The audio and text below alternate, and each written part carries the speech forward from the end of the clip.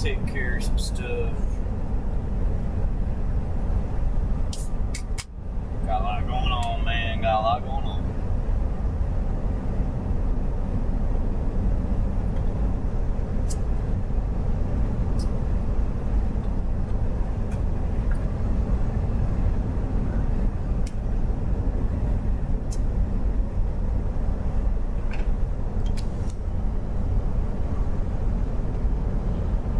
Yellow. Oh, you're going to tell me your name.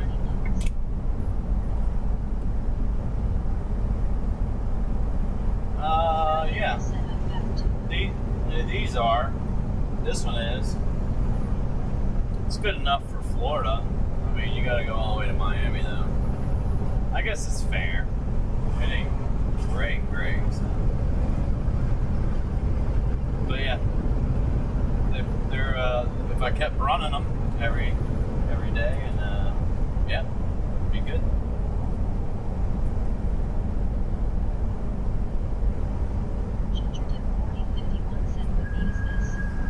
It's some form of over-the-counter medication, a couple of pallets of that, and I don't understand why they pay so much.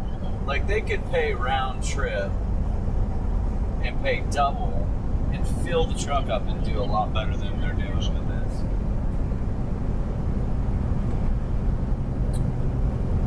Yeah. Chilling like a villain. Chilling like a villain. Yeah. Chilling like a villain. Yeah. So, I don't know if I can make that, but I try. I said, I think it's about 5 hours, 4, 5. Miami to Jacksonville, if I'm not mistaken, is 5 hours. 6, 7. So, I can't make that.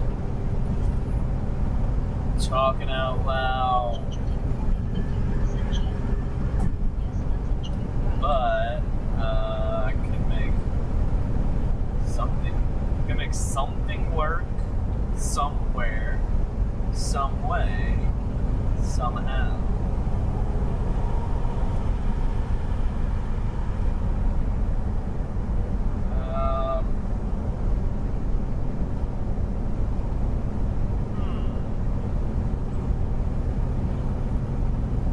There's a load that comes down here. It doesn't pay as good, but it only goes to Orlando too, so. But it's close. $3.50. Not too bad.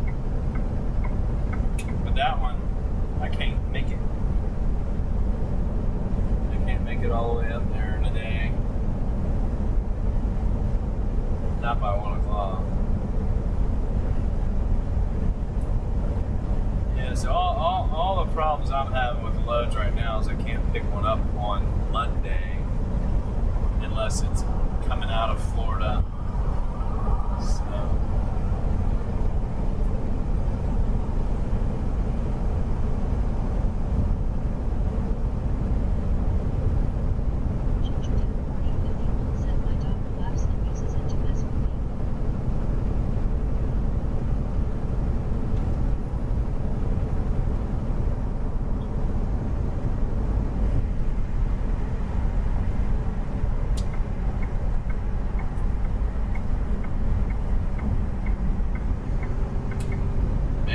Your windshield wiper lady, it would be flapping all over your window. That's crazy.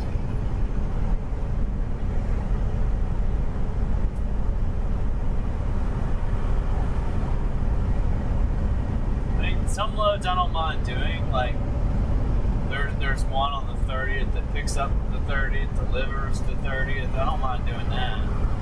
But you gotta get live loaded and unloaded. And sometimes they take too much time. So it's not a bad load, but somebody will get it. I mean, it's a good load. The pay per mile is, but it's not, to me, it's not fair to run a load like that. You need about $300 more for it. Almost can't do a load. It doesn't matter what it is. anywhere, no matter what. You can't really do it in a truck under $800. It doesn't matter if it's 5 miles or 10 miles. If you're getting loaded and unloaded, there's part of your day. You know, you're going to waste about 4 to 6 hours easy. You know, so you need to, anyhow, think about that stuff too.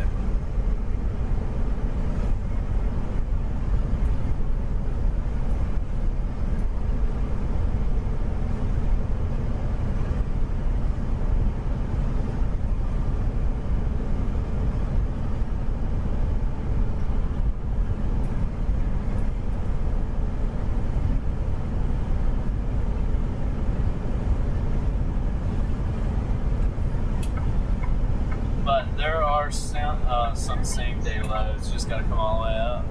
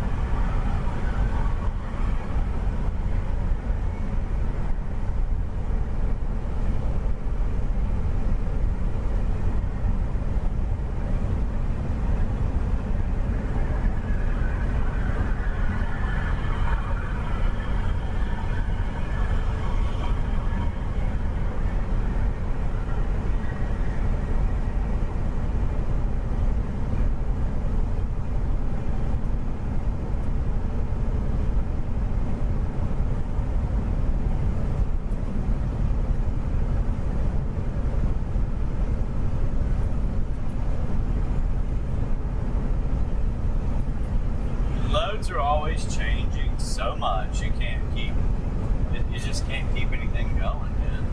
That's literally what it is.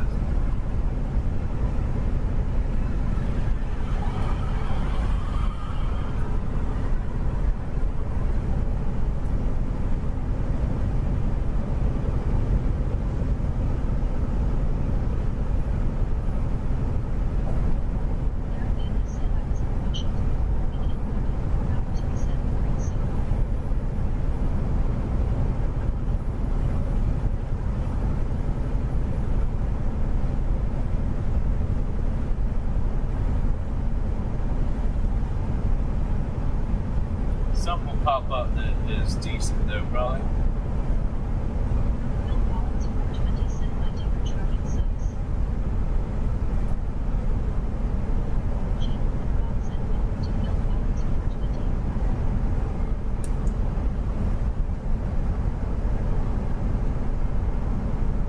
Huh.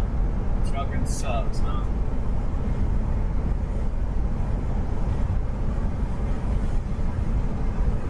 About time Phil comes around.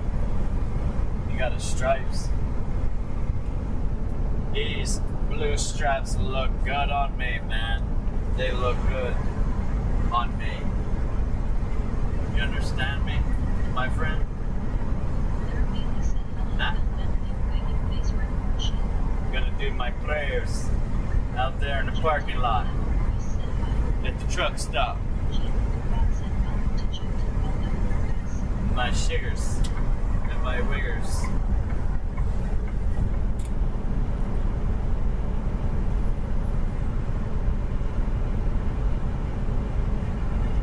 I stand alone. I stand alone all by myself. I stand alone. Is that drywall? Is that Kamakashko? Krakashko drywall painting contractor. Very good, very good. Very good work, sir. Guaranteed. It's beautiful. Right? We do small remodeling, and no job is too small, man. If you want me to remove one small single toothpick from the drywall and patch it, we will do it for a small fee of $99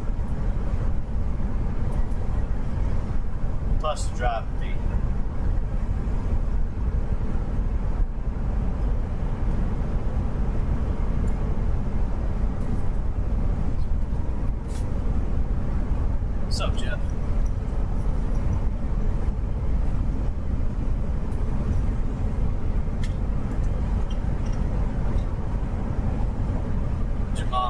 Jeffrey.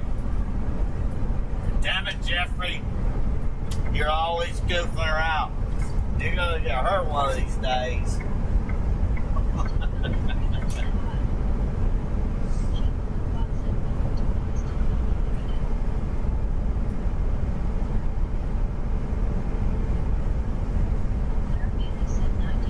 Alright, so I got an idea what we're gonna do here. I'm gonna find another place. Give me a little shower. Power shower.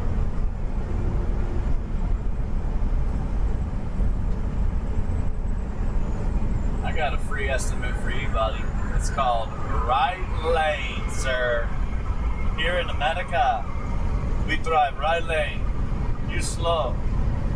You no go. I'll show you. Right here, Bob. He's going now. He must have got off the phone. He had a call. I need to get an estimate done. Yes, I'm passing your exit right now. Oh, boy. See, here we go again. He must have got another call. Damn it. This guy's busy. He's a busy fella.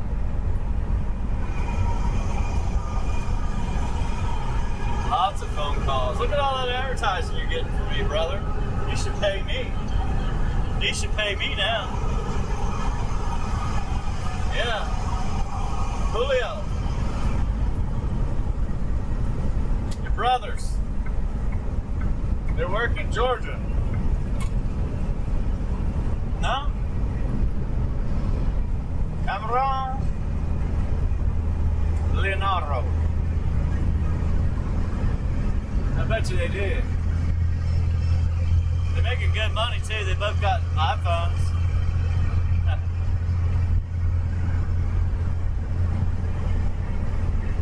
One of them's passed out. He worked too hard today. He's already passed out. I wonder if they still do the cold beer at the bottom of the cooler type thing in construction.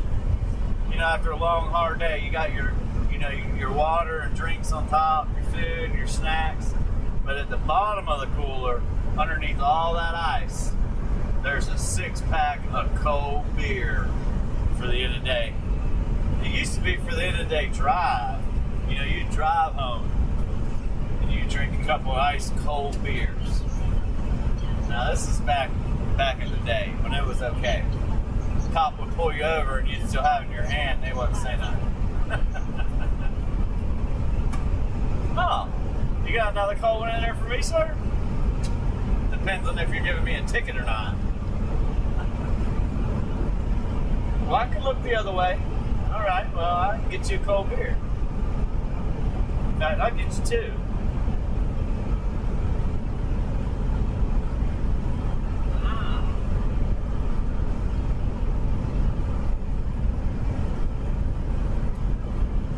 Yeah, he probably got his son pulled his ass out of school down in Argentina or something as well. Who knows? Mexico, could be. So you're coming up to America. It's time to go. We're going for a long walk, bro. That's life, right? You don't need to go to school. That's a good teach a good lesson right there. We get you up in America, and we're gonna get my truck back, and we're gonna start doing drywall construction and everything in between again.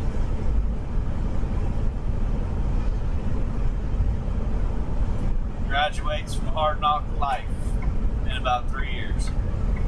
You only have to go to college. You get paid to go to. It's like going to college. You get paid for it now.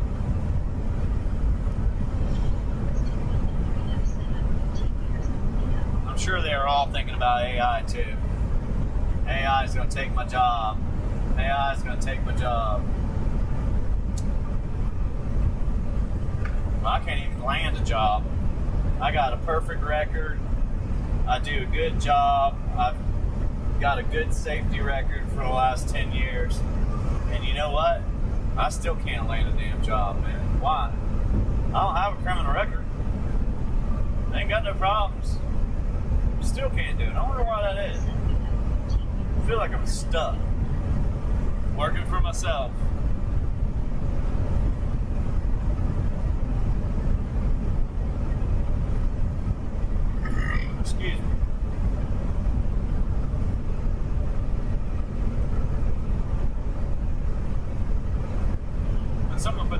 8 down. Why would you do that? It's not the 5th, dude. It's the 6th. We're about to go back to bum bum bum bum bum rain, bum bum bum bum bum rain. Yeah, I guess that's what I heard.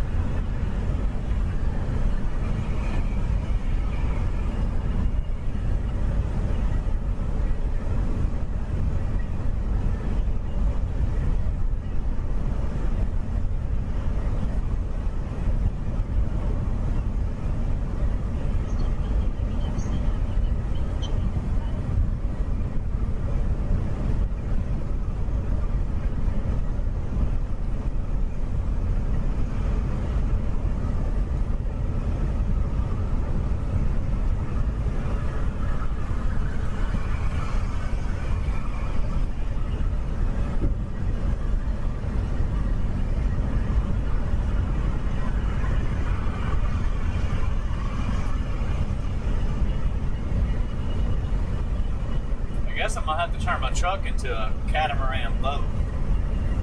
I'll buy this one and get another one, and then we'll tie them together. Yeah.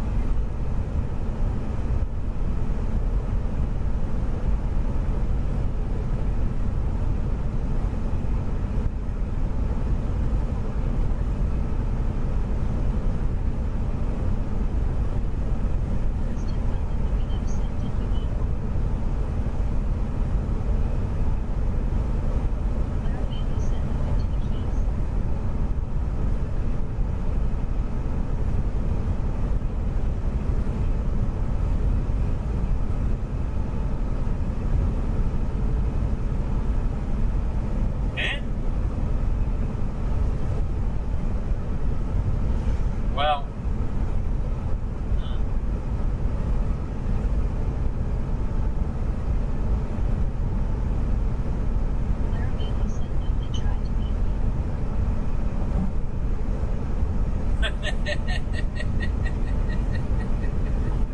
Swift said it again, Bo. Swift said it again. Oopsie. Oh, that's not good at all. That's real bad. Oof. That's like super bad. There ain't nothing left. Oh boy. Oh boy. Oh boy.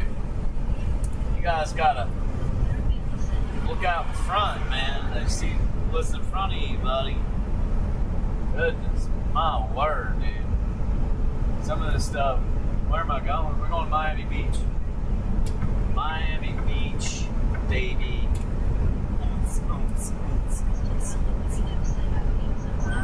We'll have to get a shower and stuff before we go down there. What are you talking about? Slow down. What's I got to do with anything? Boom, boom, boom, boom, boom, boom, boom, boom, boom, boom. Julio and Jorge have been in my way all day. They've been getting a lot of free calls, free estimates, phone calls. Yep. They slow down and speed up, slow down and speed up. Yeah, they've been busy.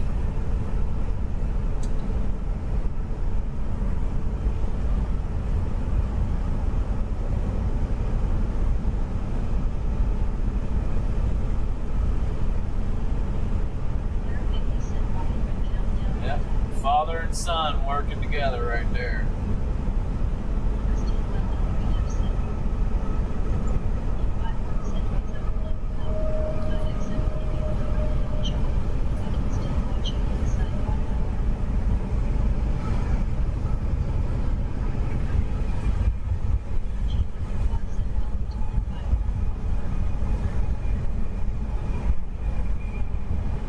Come on, Fabio.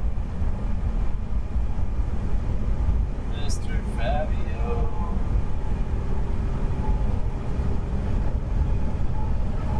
There, see, he took off again. He's crazy, man. He's crazy. Hot diggity dog, who's that? Sheesh. That guy's flying. I'll fix it.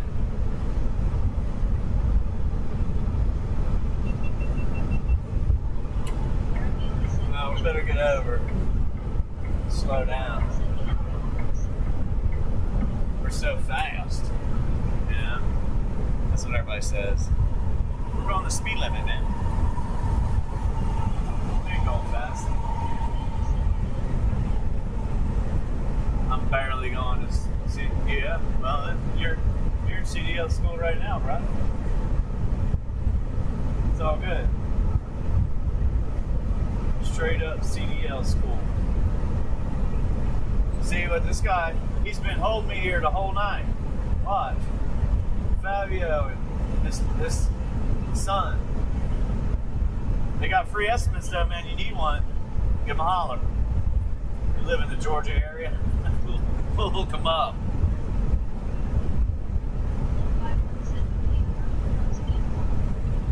I've been right on them the whole, like for 20, 30 minutes at least. It's Frozen. Are you guys talking about a movie again? Frozen. Wow. Yeah, I don't watch that stuff, bro. That's all you. It's all you.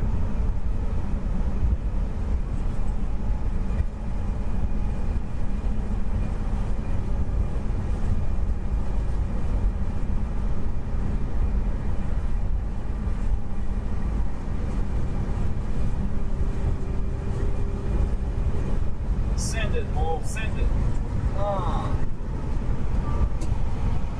Pero macho. We're on 95. Are we on 95? Wait, no. We're on 75. In Atlanta. Coming from Atlanta. This is Georgia.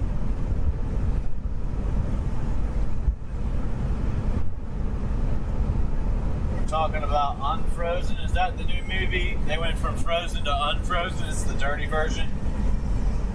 The dirty version. Unfrozen.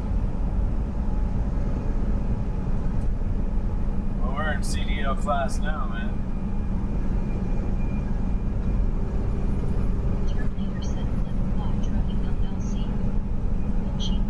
Yeah, I thought about naming the trucking company Broke Trucking LLC. We run loads for free. I mean, it's close, right? Dog, I watched this video last night. Listen to this. I watched this video last night, and it was this guy. He was driving. You know how I'm always complaining about people and their LED lights in my face when they're beside me, like right here. So the truck's to the right of me right now. So you drive right here, a little bit farther behind or whatever. You just stay right here. You're blinding the trucker. Like he can move his mirrors, but it's a lot of work to get that mirror right again. So they don't move them. I don't. It's just too much work. But anyhow, you're blinding the trucker, right? He can't see. Well, this guy's got an LED mag light, and he's flashing that sucker in his mirror. And the guy in there's like, "Oh boy, you're gonna get fired." I'm like, "What for?" Like, yeah, he might get in trouble. Probably not legitimately the right thing to do, but anyhow, you're getting blinded all the time. So truck drivers come up with different solutions. My friends did. They post a LED work light on the truck that they can turn on and off. That'll blind the heck out of anybody behind them or beside them. Okay, that's one way of doing it. Because people drive with their high beams. It's a problem. It's a problem, and it's also hard to turn left or right on the highway at night when people are driving like that and you got that high beam in your face. You can't see. It's like at night when it's raining, okay? And I'll say this as a truck driver because I know other truck drivers do this too. At night when it's raining and you're trying to move from one lane to the next, a lot of the times you cannot see good enough to turn to the right or merge to the left or right of that lane in the highway. Like if I'm in the middle, I want to go left or right, no matter. So you'll put the turn signal on and do a longer period of letting your turn signal stay on and look harder, you know, and trying to turn into a lane like this. So when it's raining, I already know what truck drivers are going through and I get the heck away from them. So, because you can be in the blind spot where you can't see the headlights, you can't see the car, you can't see the roof of the car, you can't see anything unless you look down on that passenger side, right? So it's a danger zone. And people like, I don't know why, but they like to sit beside semi-trucks. And it's the worst thing to do. So just pass. Instead of doing what this car's doing, and everybody's riding each other's bumpers right now, like this, that's dangerous, first of all. But instead of doing that, this car could have waited until he could pass me, right? But that's the safest thing to do. Other than that, you're just playing with, you know, danger. Anyway. Can't stand when they do that crap. Get him, Copper. Get him. Ooh, y'all didn't see him, did you? What row? Yeah. Look in that rearview mirror, boy. He's scared. He's scared. Come on, dude. What is that about, my friend? I'm not the problem. The problem is the drywall guy, okay? He's been the problem the whole time. It ain't me. Claire Bailey said right. Goodness. Now they do the same thing with the cars, bumper to bumper, but you get on my bumper like that and we smack the brakes, I'm coming at you. I'm not going to be able to stop. That's why we get more room between us than you guys do like that. But I don't even care they do that, man. I don't care that you pull right over on somebody's bumper, like 5 feet is riding their ass. That's what I call it, riding their ass. I don't care you even do that. As long as you, when you're done, you separate a little bit, right? No. They drive like this all the way down through everywhere in the country as far as I know. They'll do it in Florida. They're real bad about it in Florida. My dad gets nervous when I'm driving. He says I'm too, but I'm far away compared. His bumper to bumper is a lot farther away than mine. But whatever, right?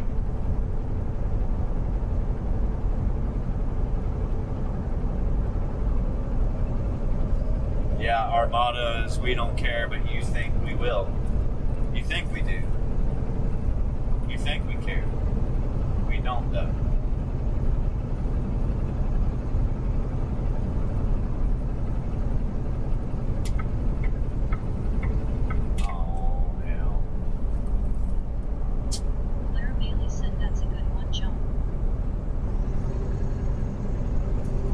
Transport, man.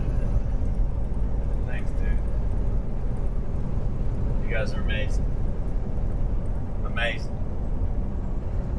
I think your BOL, you left it in the back of the door, dude. I think you're missing your BOL. Yeah. How do you close the door and not see that shit, man?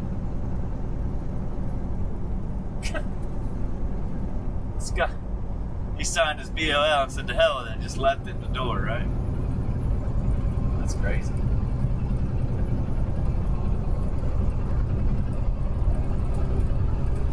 Man, Walmart's reading a BOL. Don't let them catch you doing that, dude. Just as bad as reading that text. Driver training. Oh, okay. Okay, sure. They're training a driver. Stay away from it. Here, let's give him a little piece of something. Oh, he ain't training, man. He's getting ready to pass again. Whatever.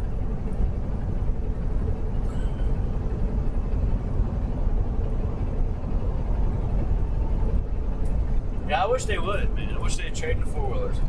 You know, in some states you see the signs where when you pass a semi-truck, don't pull over early, which they all do. They all pull right in front of your bumper. And it's all good. Every time they do it, it's good. But you have to react most of the time as a truck driver. It's all good till it's not. When they like to do it, they like to fly up and take your spot, your room, and they don't see stop traffic ahead of you yet. But you see it, and they're taking your room, so I'm cussing them out. They can't hear me. I'm like, you dumbass. I'm cussing them out. Because I got to slam my brakes on already, and now I'm going to have to really hit them. And they don't realize that you're getting in that zone where you're the one that catches the wrath of anything bad happening. So you're like the cushion, the pillow for the next guy, and the guy after that. But yeah, they don't care. They don't care till they do.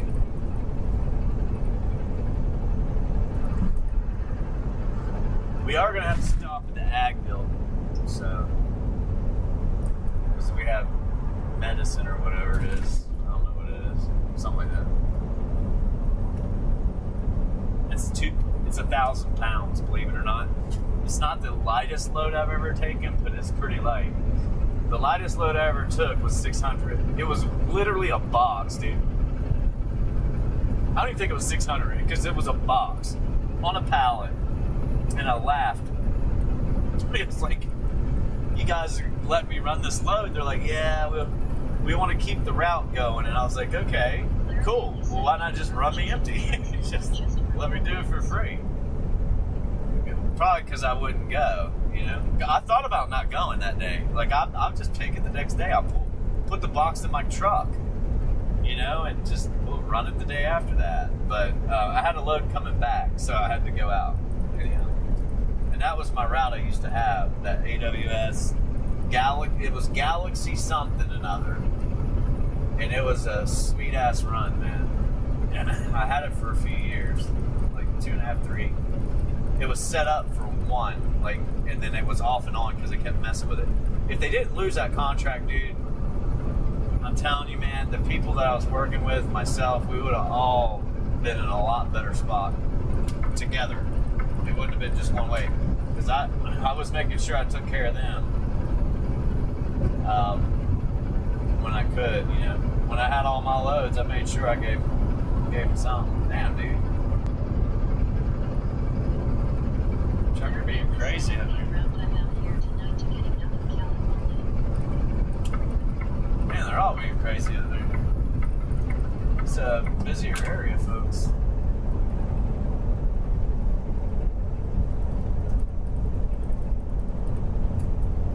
Yeah, you might want to get over, RV. You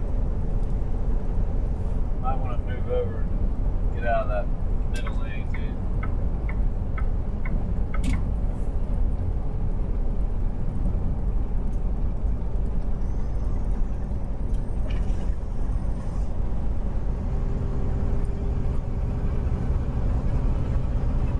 Wasabi. Oh, he busted out his whole entire back winch. Dude, you need to clean that truck, man.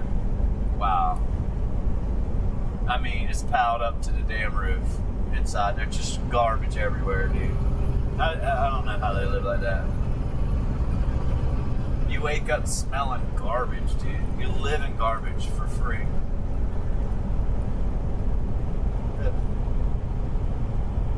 Cheap fuel, where? You tell me where cheap fuel is, we'll go get it. And we just filled up.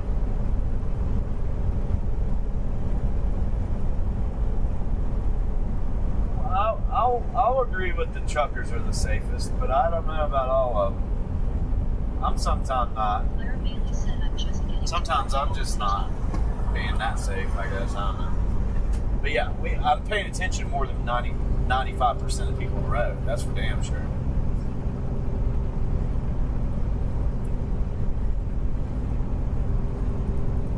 I am.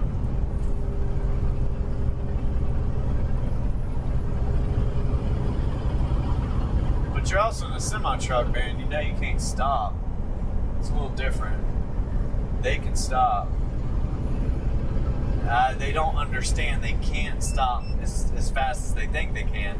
So if you're in somebody's bumper and they slam their brakes on, you are literally a second behind them, or so, like 1/1000. Like you are within that second of hitting that brake behind them. So people don't realize if you have 50 cars and they're all, and the first car is going 50, the second car can't go 50. They'll be right on their bumper, like 100%, going exactly the same speed. So they're going a hair slower. We'll say a half a mile slower, a half a mile, and sometimes it's more like 2 or 3, and then they'll speed up, slow down. But if you take into account 50 cars on the highway going that at 50 miles an hour, the first one, and they're all within bumper to bumper distance, they're not all going 50. By the time you get all the way back, you're looking at more like 45, 43. And that's why when you get into traffic, it takes forever, like, for it to clear out. Because once you start going, everybody starts to go, and everybody gets up to speed behind the one in front of them. And then when they smack that brake or hit that brake, they all slow down, and everybody else. Like, so if what I'm trying to say is, you see it in a semi truck, you know, a company driver can't go over 68 or something, or 70, and you're behind them for a while, like I am, and I can go blow by them. You can sit behind somebody that could go 70, and I can sit here and go 71, 72, and then slow down. Keep doing that. Anyhow, they're going slower and slower and slower is my point.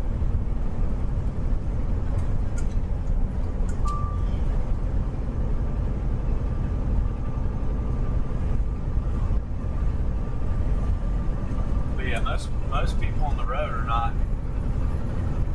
veteran drivers. A lot of people on the road haven't been driving for a long time.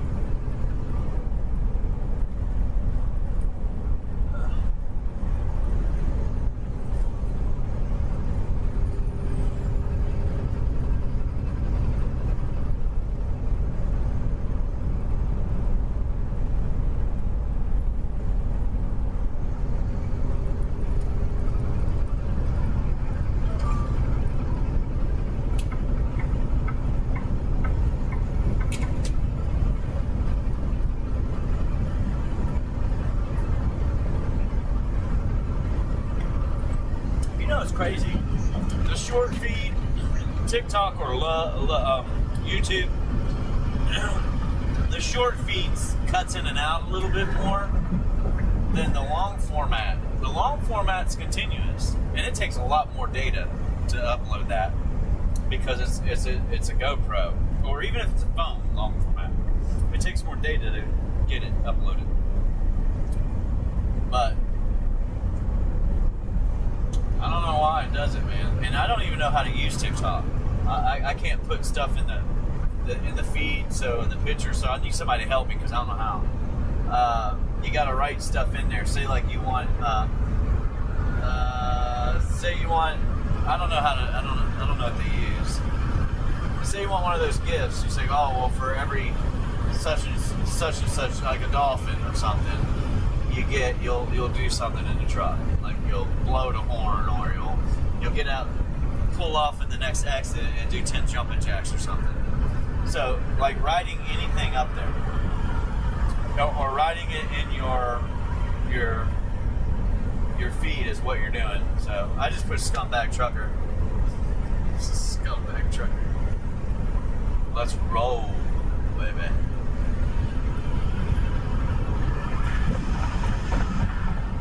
Look, somebody from Florida's getting ready to go vacation. I mean, they're from Pennsylvania, but I guarantee they're going to Florida. Oh yeah, they got their shorts on, white as ghosts, baby. Getting ready to get burnt. You follow me, buddy. We're going to Miami. You want to go to Miami? We're going to Miami. Well, there's an Indian couple right there. He just waved at me. That's abnormal to see somebody wave nowadays. Alright, man. Don't do it, dude. Oh, you guys are punks, man. Right on his bumper. Come on, man. What the hell, dude? This is why I was, like, I'm saying this now because of what's going on up in front of me. I'm going to have to get over. And, this van, it took me a hot minute to get over. Like, I'm just going to put my turn signal on. These guys, man, they're bumper to bumper. Like, all of them are bumper to bumper, man. You got many opportunities here, man. I'm gonna blow my horn in a minute. Y'all gotta move, dude. Move! Get rolling, man. Get rolling. Go before I blow my horn and roll over on you. My turn signal's been on for about a minute now, it feels like. Get out of the damn way. Move it. Gosh darn. Don't go to the right, dude. Idiots. Goodness. Why didn't you do that to begin with? Why weren't they speeding up? They want to get in front of that Tesla? Or they want to get around that van that was in the middle? Why aren't they speeding up?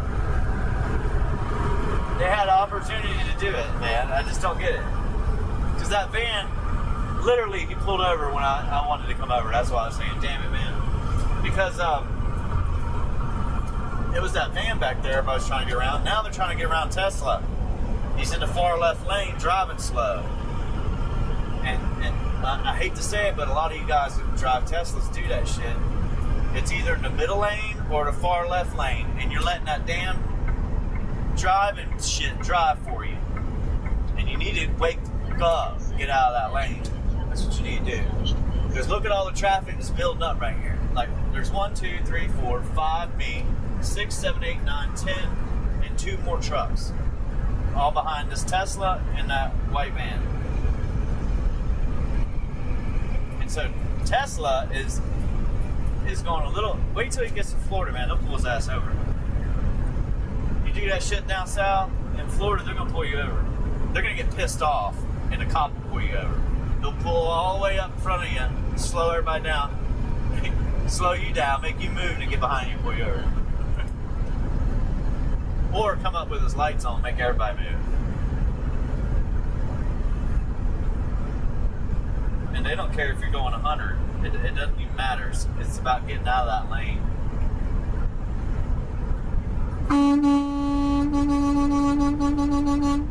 Maybe that'll wake him up. He's just sitting there. Maybe he fell asleep, man, and the damn Tesla's driving for him.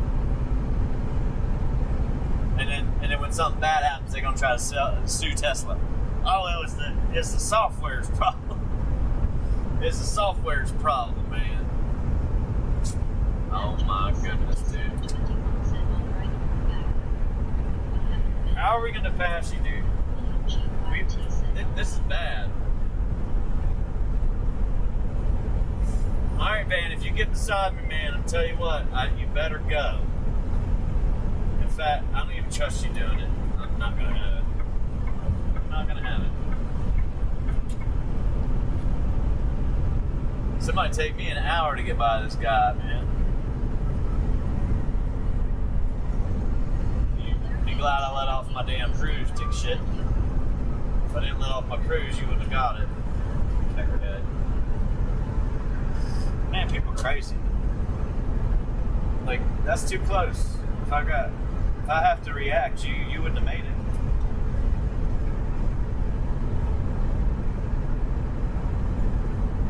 Bought your car from Carvana.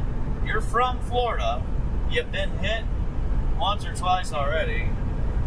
Yeah, you're not letting that thing drive for you. You just sped up. You're just, what are you doing? Reading a book? Shit, dog.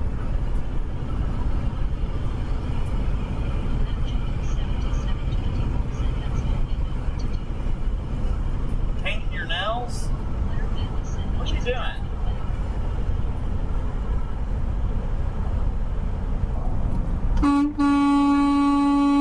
Move the Tesla. Like, move it out of the lane. She's gonna act like nothing's going on.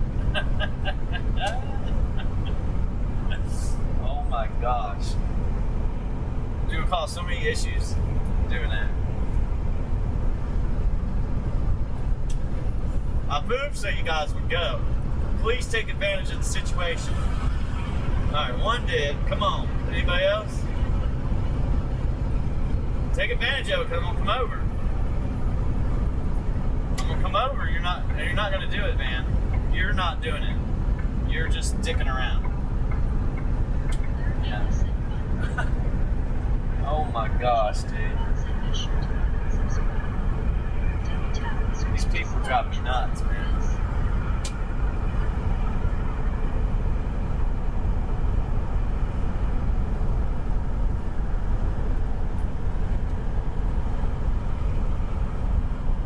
You needed to do that to begin with, lady, and you need to keep going.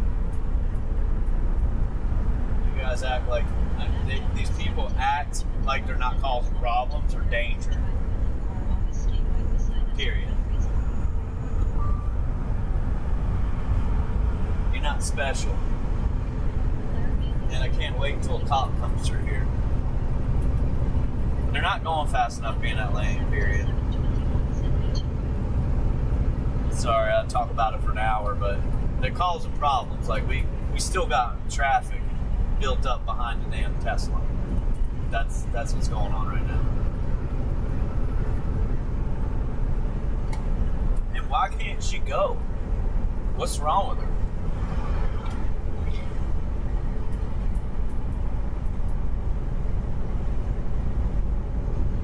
Why won't she just get out of that lane if she wants to drive like that? It's been going on too long. Like, that's not a traveling lane.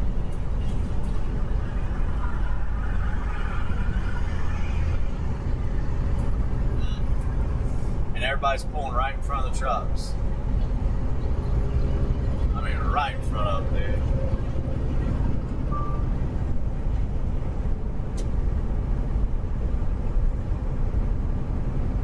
Yeah, go around them, man. Please get out of here.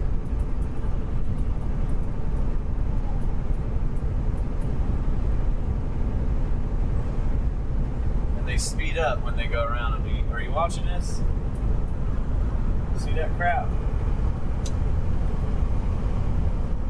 People like that need to go get their license taken away and go to class or something. And then you'll learn how to drive.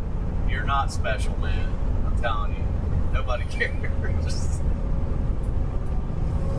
But driving like that's gonna piss somebody off.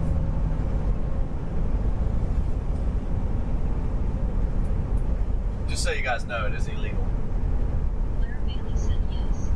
It's very illegal. And it's a big deal in Florida. They've made all kinds of... They put it all out so everybody understand. You know, the left lane is for passing. That's all it's for. You can't drive in it. Don't stay in it. Don't hang out in it. Pass. And move. And, she can move over. I don't want her to do it, but she can move over to the middle lane like all the other Teslas and just hang out in the middle lane. That's what all the other damn Teslas do. They put it on that cruise control thing. Damn it, Elon. Look what you're doing, buddy. Now you got people like that, man. They drive down the highway doing their nails.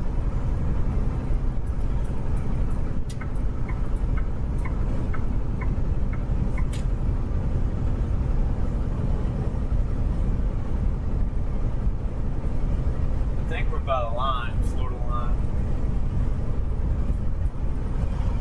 Yeah. Yep. We're getting ready to cross it. Oh, yeah.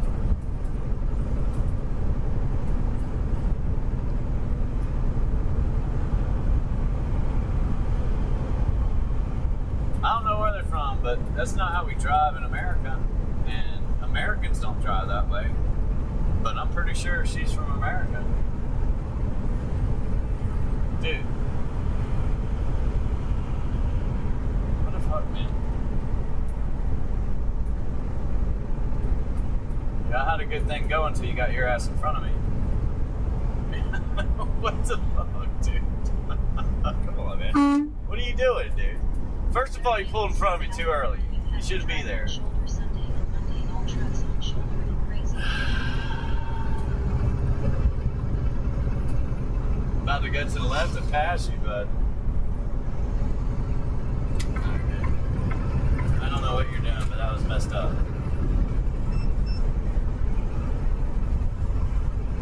It's the same. Oh my goodness gracious. They need to take their license away if they can't drive. Oh my word. What a hoochie.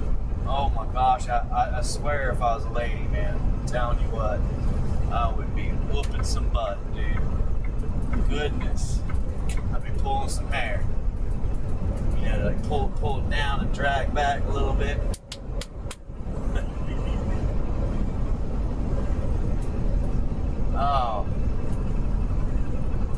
Oh, here we go again. Same.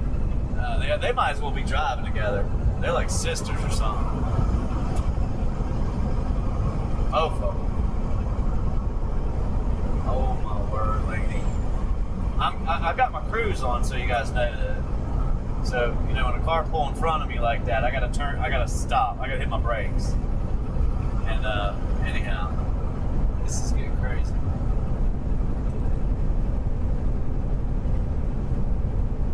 Fleets.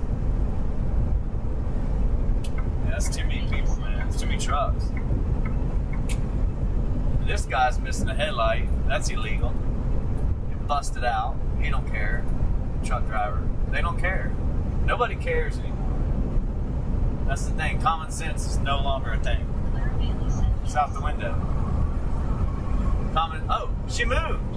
I wish I had that recorder, but it took like an hour. She moved, man. She got in the middle lane. She's like, oh, we're in Florida. I better get over the middle. No bullshit. Just got in Florida. She changed the way she's driving. I'll get over in the middle lane. It's common sense. Guys, it's common sense. If you're paying attention to the road and everybody's passing you in that far left lane, common sense would say, wait, oh, I'm going too slow for everybody. I can move over a little bit. Anyhow. Yeah, what are you doing, dude? What's your trucker doing? Okay. I see what you're doing. Well, you better get your ass over. Yeah. Yeah. Damn, man. Don't. See that van, that car that just did that? I would have pushed over too. He shouldn't have done that. He shouldn't have done that. That was uncalled for, man. Uncalled for. That was that's being an asshole, and it'll get you caught, hemmed up one day. So he's gonna pass instead of like, okay, well, I'll let everybody back over. Nah.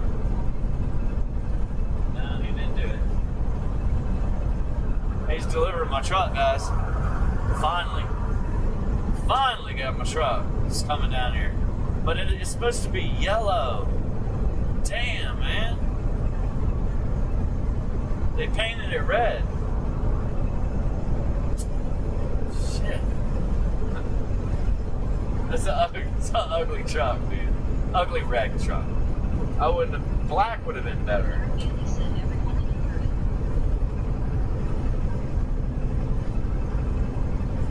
Black would have been better. The dude's paying this guy to haul his truck all the way down here to Florida so he can have a jacked up pickup truck. He probably bought some stock one day and it went from 50 cents to $10. He's like, I'm gonna blow that money on a truck.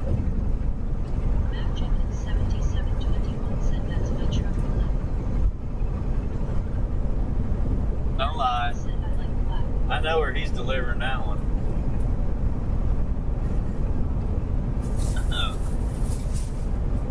He probably picked it up for his son, right? Because he's balling as a truck driver. He's making so much money, man. Just getting those good paying loads.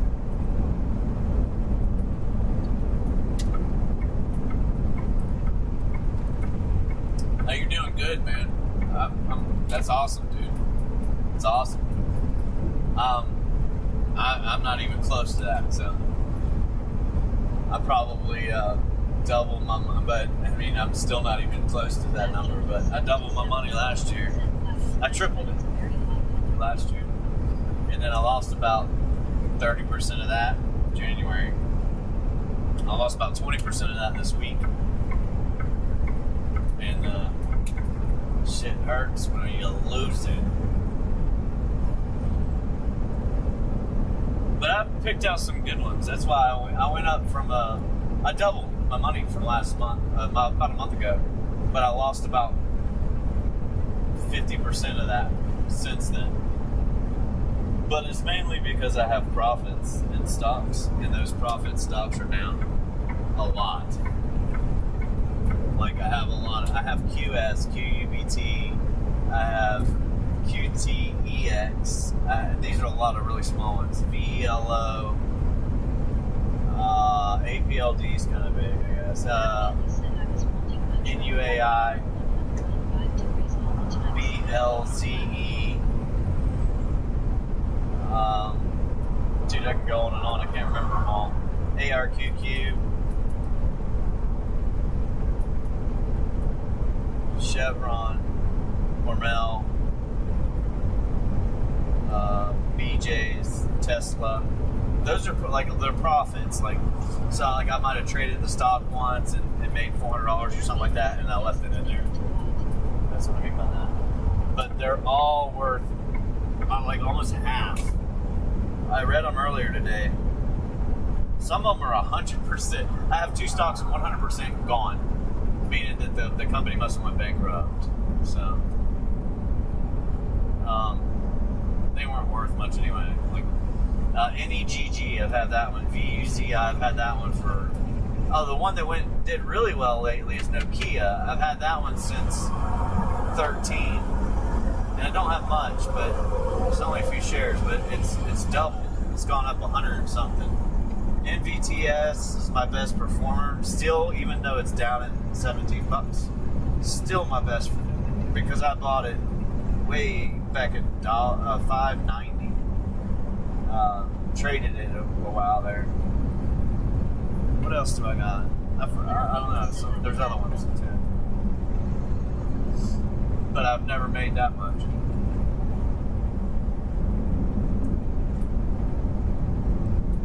And I'm not going to sit here and tell everybody I know how to make that much either.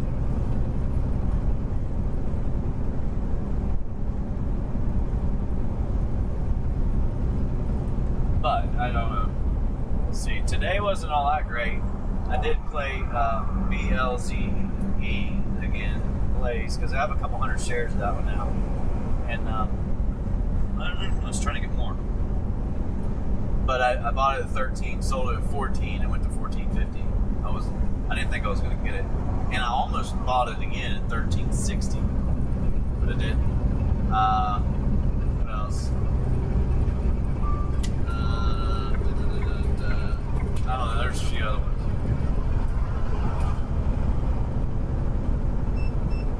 Yeah, man, it's been there for about 2 years. I just don't run TikTok all the time. I mean, I always did on YouTube. Always. Stays right there the whole time. Rain or shine. Nobody's ever messed with it. It was kind of odd to me. Like, but they would be on video, and there's nothing they can do with the Starlink. If they do take it, there's nothing they can do with it. And, not that I know of. I don't think it can be used. I don't know how you're going to hack that code that's in there. But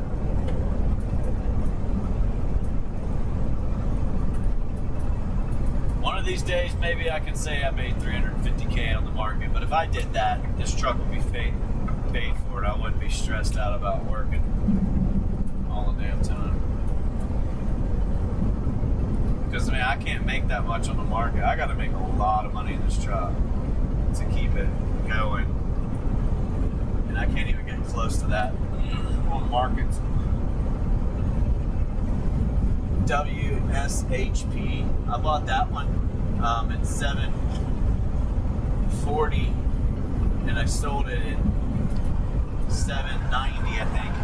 That was a really quick one, but VLO was the last one I traded. I've traded that almost every day for the last 3 days, and I'll buy some, and I bought some today. The only reason I didn't buy it pre-market, or like right when the market opened, is today is because I was in APLD. But yeah, I got VLO. I still got half of it. I sold half of it already because it was up. Oh, it was up maybe. It was up a little bit. It wasn't that much.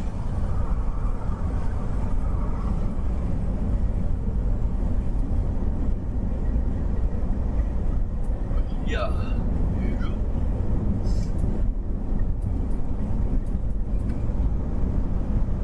But they bought my shares up quick. And they were above what they were closing at. But anyhow, APLD will have a good run. It's under 40 right now. It'll have a good run back up to 45, 50. And it will hit 50 this year. I don't know what's going to help it push there, but it will at some point.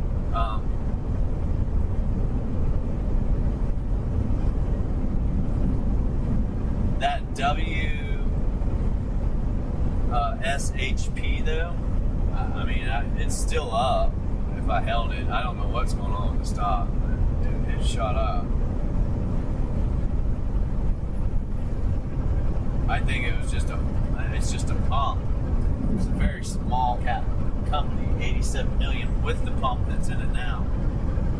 It's a really small company.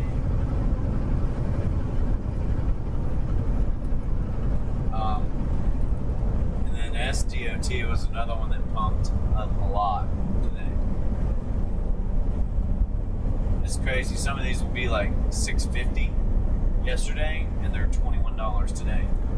So if you did have $6,000 and you put it in that stock yesterday, today you'd have $21,000. That'd be a big hit, and that's gambling. Period.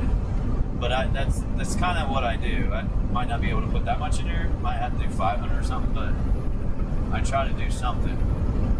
And when I lose a little bit like this week, it's mainly just from my profits. But I took a loss because I didn't sell pre-market on one stock, and it was up good, and I lost on it because it came down about as much as I was up. And then it was quick. It was like a quick drop on the stock. And then so Monday, Tuesday, Wednesday, and Thursday, I should have sold pre-market all my shares on my trade. But that's how it worked out. The rest of the day it was a fight.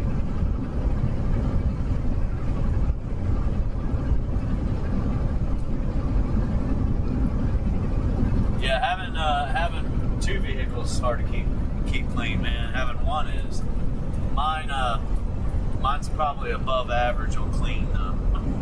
My car. It's like getting into a brand new car. I like to keep my stuff up to par. So people, when they go buy cars, man, you don't know what you're getting if it's used. And these dealers don't even clean them. They don't, not really. They'll run through a car wash or something. But now my vehicle is clean. I take pride in having clean stuff because it's taken care of. And I know it loses value, but you know, if I go to sell my car, I'm not selling it for book value. I'll tell you that. Nobody's going to get it for book value. It's immaculate.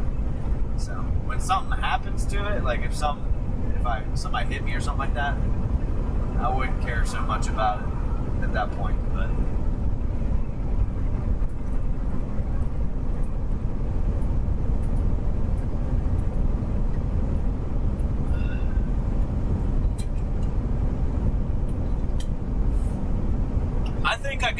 this run, guys, if I the one I took out and then this one back down and then go back up to the same spot, because I could make it, I think. Yeah, I could make it. And then get that load the next day, like say Monday I was driving back, we get it Tuesday, run that over Wednesday, pick this up, deliver it on Friday, and run back Saturday. If we did that, this would be a good route. Financially, it'd be good for the truck. Even with the deadhead out, so the empty miles all the way out of Florida. And I don't like doing that, but you got to look at it this way. When I started, I wouldn't run empty miles, man. I just wouldn't do it. And you have to. If you want to make money, you're gonna have to deal with that empty mile shit. Because if I run a load, or I wait for a load, or I go pick a load up in Florida that pays $1 or 80 cents, whatever the heck it is, it's not good, and run that load, I'm wasting my time and money. It's not paying. I'm not gonna get paid to do it. So if I'm gonna run, I might as well run on my own terms, no load, no excessive fuel, no excessive wear and tear, just the empty miles. So that's why I've always tried to have the loads pay double what the bare minimum would be to just drive around. You know, so if you're just driving around like a brand new truck or something, you need $2.25 a mile, right? That's for fuel, maintenance, insurance, and truck payment, whatever, taxes and all that other stuff. Then anything over that, you'll profit. So if you're running at $2.25, you're not making anything, at least with fuel the way it has been. So I bet you they don't even tell me to come in or not, and I'm gonna have to. Bastards. Because these signs don't work, man. And I think people just blow by them, but they don't work. And there, yeah, that one did. Oh yeah. All right, I take it back. They didn't work the last 2 or 3 times we went through here. Maybe that's a 95. We're on 75. So. All right.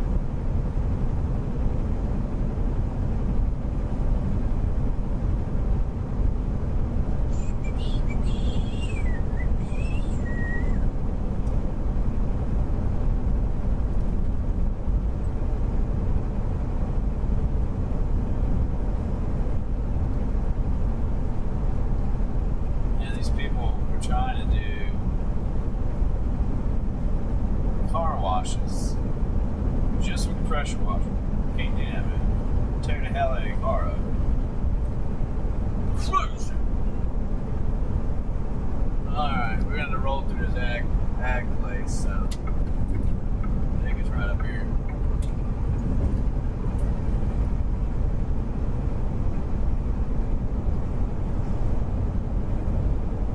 Yeah, we mentioned it multiple times. Florida. Oh shit, it's a small bus, and they're going small speeds. Dude, you need to go get that truck looked at, brother. That thing is rusted to hell. I mean, rusted to hell. Alright, man. Take your donkey bone down the road, son. You're going slow, too. Really slow. Man. What's up with you guys? We already know they're going 55. But you, in the middle lane, what are you doing, son?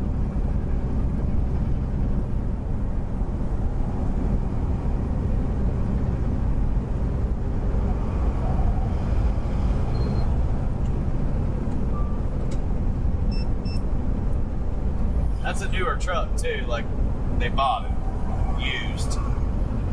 And they're towing that son of a bitch down here, rusted to heck and back.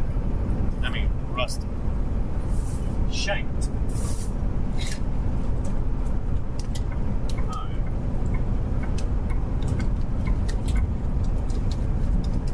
Well, they closed it. We gotta get a cookie.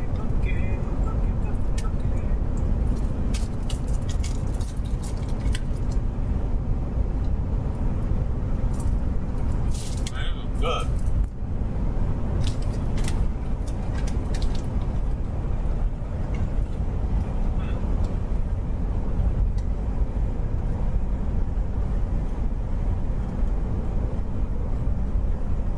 Yeah, I won't talk when that's in my mouth. Those are good cookies.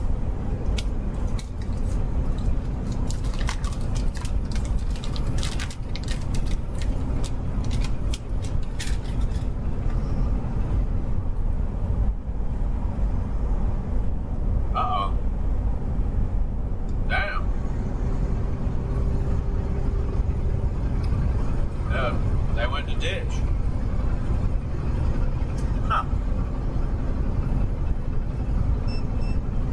That's not a good start to the day. At all.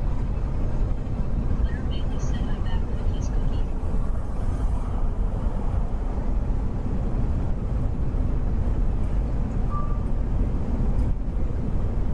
Then these are called tanks. Gluten-free cookies, but Tates, Tates.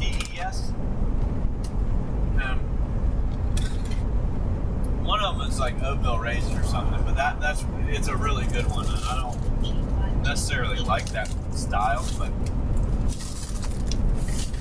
the chocolate chip ones are good too, I guess. But they're not as good as these.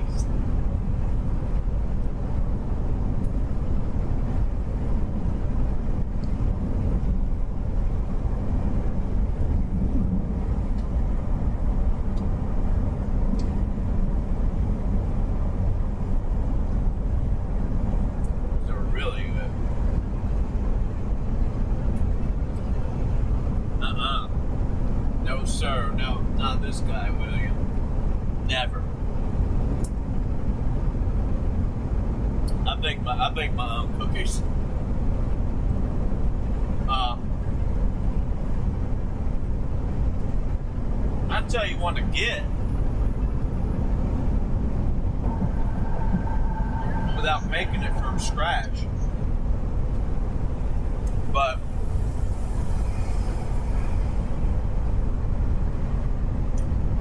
Pillsbury makes it's just a 6-pack of cookies. Salted caramel. I think they're extra large or something. But if you got an air fryer or something like that, put it on bake. 330 for 20 minutes. But baking your own cookie and getting it hot out of the oven fresh is the best way to go.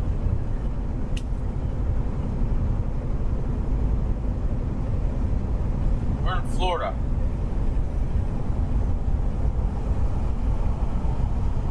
Going to Miami Beach.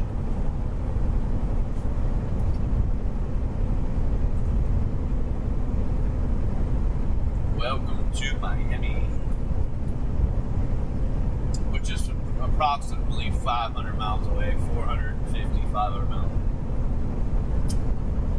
As soon as you get into Florida, if you're you're coming on 75, I'm guessing, but I think it would take, see, it takes 4 or 5. I don't know, about 5.5 hours, 6 hours, about 6 hours, maybe 5.5, 6 hours. Over from Jacksonville is more like 5, 4.5, 5. If you're going 80 in your car. Claire Bailey said yes, it's good. Maybe try that out. I used to always watch it in the truck. You know, it's really nice is if you don't live in Florida and you're not from the area and it's cold, like you're from Utah or Colorado or something, it's cold, it's always chilly or it's snowing or whatever, you come down here, you get down to Cape Coral, Fort Myers, Miami, that area, sometime in November, December, January. It's beautiful. I mean, you bring shorts, you're not going to need anything else. Comes an old school master craft. I used to do these boats right here. Center console, engine or whatever, outboard engine. I think that's what they call it. Inboard engine.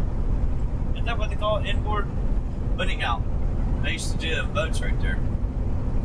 You wet sand them, like when they're older and messed up and so faded. You wet sand them with like 2000 grit. And then you come back through and buff it. Compound.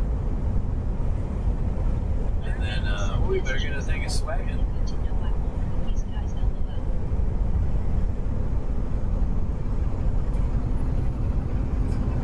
Every other week you go to my... Well, give me some of that money, man. Come on, Mac.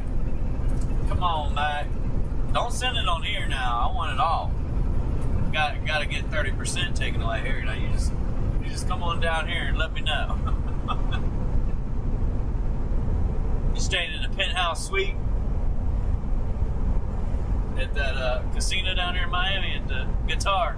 You're at the very top of the Guitar where they tune it. You got your little walkway and your little porch to go look at the pools and stuff, huh? Dude, if I showed you this room that I saw, oh my word, dude, this thing was insane. And no, I didn't pay for it. It wasn't mine. I walked into that. It is in one of those hotels, the casino one. Straight up, a whole entire room, like the whole thing, man, is yours. You got a living room. You don't have a kitchen, but you got a living room, a dining room like area, a balcony, oversees the whole entire area, the pool area, a bedroom, a jacuzzi, a walk-in shower. It's massive. It was massive. The best thing to do is just show you a video of it. But I was like, well, people are... Those things are so expensive, man. Like a normal room down there is probably on a cheap day, off-season, $350, $400, right? For one day off season. On a weekend or whatever, it's like $1,000. Just a normal room, $1,000. So you could imagine those other rooms are like $3,000, $5,000, $7,000, maybe $10,000. I don't know. They're insane. So somebody spent a lot of money in the casino to get those rooms. Like, you ever see Vegas, Matt? I bet you they get those rooms. Guaranteed they get whatever they want. I can guarantee that. They spend enough to get whatever they want. They are getting treated like royalty in that casino. Because if you're going to give the casino a couple $100,000, $200,000 a year, you're going to get royal treatment. Literally. So, just with your comms.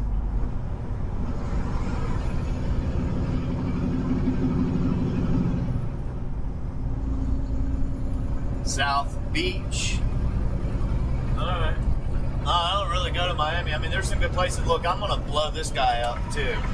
I'm going to say it because I liked it. I like this place. It's a gluten-free, like, I don't think it's vegan-free or anything, but you can probably get some of it. It's gluten-free and some other thing-free place. It's called Big Mike's. It's in Miami. It's near Miami. It's like Fort Lauderdale, over by Miami. But Big Mike's makes like biscuits and sausage and eggs, or something like that. Whatever you kind of want, waffles and stuff that's all gluten free. But he makes and they're kind of heavy. Like they're heavier. It's not like a big old fluffy. It's gonna fill your ass up big time. It will fill you up fast. But I go in there, and you can get, dairy-free cheese or something like that too. There's a vegan side to it, I know there is. But anyhow, he makes all this breakfast food and is open from in the morning till about 1 o'clock in the afternoon, maybe 2. Kind of like First Watch. But Big Mike's has got sauce, like it's like a hot sauce kind of, not the sauce you dip chips with, but like Red Hot or something. It's different. It's a garlicky, got a more of a garlic flavor to it. But anyhow, he sells his own sauce, and he sells his own juice. He's got a hibiscus juice there. It's good too. And I try things that are different myself, because you're always eating the same thing. Most people are like that. You might not notice it, but you're usually eating the same things. Almost everybody's like that. Like you probably might eat your chicken salad 1 day a month, or your pizza 3 days a month, and your hamburgers 10 days a month, whatever it is. You're eating a lot of the same foods. So you throw this Big Mike's in there and stop by and eat it one time. It was really good. So I went back. And that hibiscus juice that he had there was something else in it, but it was hibiscus. And you can't really just order a tree off Amazon or flowers and then go make your own. It's a certain type of, I guess there's more than one hibiscus tree. And a hibiscus tree is literally just a tree that flowers all the time. Like every day it's flowers and flowers and flowers. And they're big flowers. They bloom out. They're big. You look it up on Google. But he makes a whole bunch of other different kinds too. And, it's like taking a shot. He'll let you try it. They'll let you try a little bit before you order it, so you don't waste your money if you don't like it, because it is a unique flavor. Like, it's a little bitter and sweet at the same time. So, but Big Mike's has been around. It's a pretty cool place. You go in there, it's really calm, laid back. But I didn't realize that he has his store directly across from Big Docks for yachts, and it's like a yacht club or something, and I mean, they're indoor docks. Like, your boat's not outside, it's inside. It's inside in the water. I'm gonna have to get behind this car, I think, so they figure out what they're gonna do here, go or not go here. But so anyhow, Big Mike's is a good one. I figured I'd throw them out there. I thought about, if I was gonna push my YouTube channel, go back to making my videos, scumbag trucker videos, or videos in general, just videos in general, because I literally have at least I would say about 1,000 hours of work to do on videos right now, and I haven't been posting them, because the reason why I'm not posting them is that if I post one, it won't matter, man. I know I've got a channel, but it won't matter. It's not big. It doesn't matter how big it is. It's about consistency. You have to be consistent. So I cannot post them. I have to wait until I have a certain amount, and then I can start posting them every week. And I really need to post 2 or 3 shorts every week, and one main video every week or every 2 weeks. But I need to post them. They got to come out. And whether I think they're good or not, because they don't necessarily have to be funny. Because I wash my hair and my face in the truck. There's so much stuff I do, I don't show anybody, and I don't know how other truck drivers do it other than, I go take a shower. Man, I'm waking up every morning and I'm getting my face under cold water. I mean, sometimes it's lukewarm or whatever, but I'm waking up that way. That's how I wake up. I don't have to go jump in the shower, take a 30-minute shower, and then take another shower at the end of the day like some crazy people wasting water like that. You don't need to take 2 showers a day, dude. So, and I know people that go to school, kids tend to do that crap, but mine wouldn't, I'll tell you that. You're going to wake up, wash your face, what you going to do? So, anyhow, it's just crazy. You take a shower before you go to bed, you take a shower right when you wake up. That's just insane. It's insane to think that. But anyhow, I'll wash my face off with that water, and I'll use the Keurig. You know what that is? Everybody's probably got one. Popping plastic in their drink every morning. You know, you want to make sure you got a lot of that in your body. Keep you good and healthy, you know. But make sure you're having lots of babies, you know, not sterile or anything. Anyhow. Yeah, now I'm going to do it, but sorry.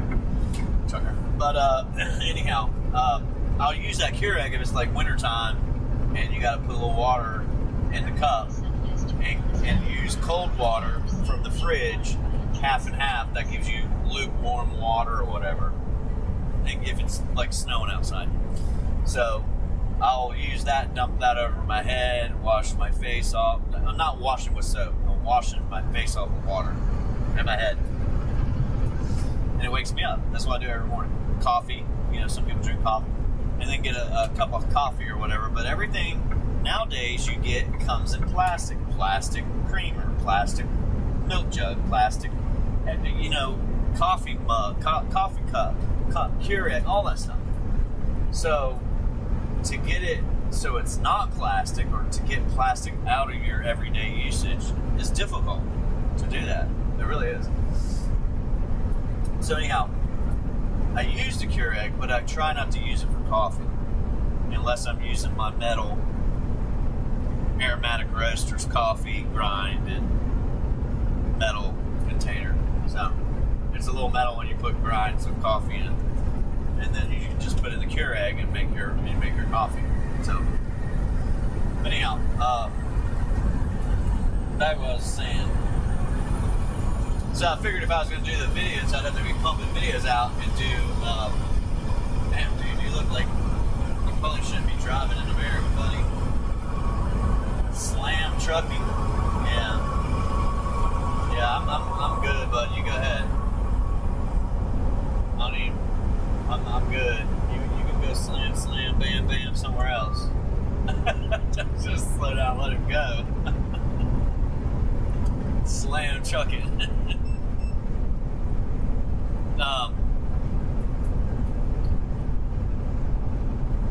You've never been on the beach. I would advise you to start traveling, and not traveling in a semi-truck down the highway to shippers and receivers. But you're not traveling doing that. People think they're traveling doing that. You're not. It's not the same. You are literally looking at the same thing we're looking at right now, all day long. Other than you go into cities, you're looking at this. And this is about as calm as it gets for me. Driving right here. Other than that, I'll be in all kinds of BS traffic. Claire mainly said yes, because I have no idea about all this and I love coffee. No, well, if you're drinking Keurig coffee, Keurig cups or whatever they're called, the coffee Keurig pokes a hole in the plastic and a hole in the top, which is aluminum, usually foil like type, but the plastic on the bottom, and then you got the little mesh inside that holds your coffee. That mesh, I don't know if it's plastic or not, but it drains. Hot water goes through that and then through the plastic. So it's definitely one of the worst things you can do if you're trying to stay away from plastic. And I mean, plastic's in everything. You cannot get away from it. Like, we already know it causes health problems, but they're not stopping anybody from doing anything with it. And we've always had it around, some form of it, but they could slow it down. They're not going to completely cut it out, but they could cut it out from plastic bags, plastic food wrap, plastic coffee cups, plastic mug, plastic, everything you think of, plastic. But plastic's good in the medical field, so they kind of need it. And then you got rubber gloves. Rubber gloves are a little different than plastic, as far as I know.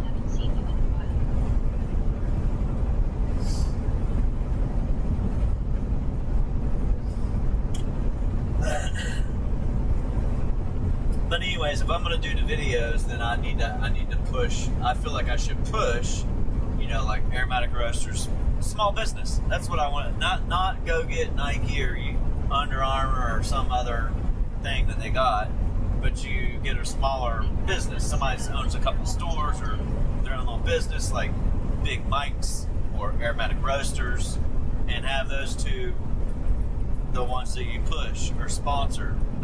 They don't necessarily need to pay you. That's not what I'm saying, but you have something to push.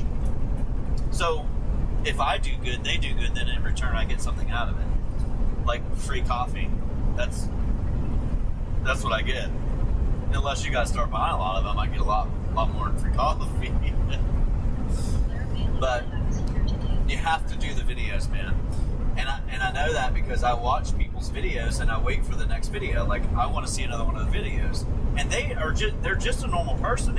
What they're doing is interesting to me. It might not be interesting to my friends or my family or anything, but I like to watch it. So for 30 minutes, I'll watch their video, and hundreds of thousands of people do the same thing throughout the world. And that's a small amount of people. Believe it or not, it's a small amount of people. You're just looking for the algorithm to throw your videos out to the right ones. But you also have to make the videos. If you stop making the videos, they will forget about your ass. And that's what happens. You get complacent, you don't make them. And everybody gets on here and they're talking about, like, T-Fear and stuff there. And a couple other guys that were on here talking about getting a channel going or started one. You have to stop focusing on live. Screw live videos, dude. I'm telling you, screw them. You need to focus on the video. Because a live video, it might be great if you're really, really popular, and I think it's just difficult to do in any, like in trucking or in most areas. Not all, but most. Because you either got to be insane, doing wild shit, blowing cars up, or something insane, or you have to be doing something that, I don't know. To me, it's just too difficult to do it that way. You need to do videos and post those videos. So, and also people are starting to use AI and have AI go through your stuff and tell you what to do. Well, AI is just going to push you to do what you should do anyway. It's not necessarily going to give you a great idea, in my opinion. It's just going to tell you what you need to do that you already know you need to do. Like, oh, but you should post videos every week. Well, yeah, I know. So the algorithm can, yeah, I know. So, anyhow, it's hard to do it when you make enough money off of the YouTube, which I'm very grateful for, but you make enough money off the YouTube to just pay for the production of it, for the pieces and equipment that you have, and or the service on the Starlink or the Starlink itself. It's hard to keep doing it when I've got to make so much money in the truck itself to keep it going. Put that time and effort into that. If I didn't have the truck, people would say, well, you wouldn't have a channel. Yeah, I would. I never did the live. When I had the channel before we started live. I never did a live until we had about 85,000 subscribers, and then I did one. It might have been a little bit more than 85. And then since then, I've had a lot of subscribers from just my short videos, but a lot of them come from the live too. Alright, man, Smash. How did I catch you, buddy? You're doing such a great job. This is not cool. Now we gotta deal with Smash again. Shit. Smash is from Tennessee? Alright, buddy. I don't know how we got here, man, but we're here again. Maybe you got like one of those double tap things where you can go faster for a minute and then you can. Slam, smash, bam. He's your friend from Guatemala. At least he's got got both headlights. They're working. That's a positive. It's a step in the right direction.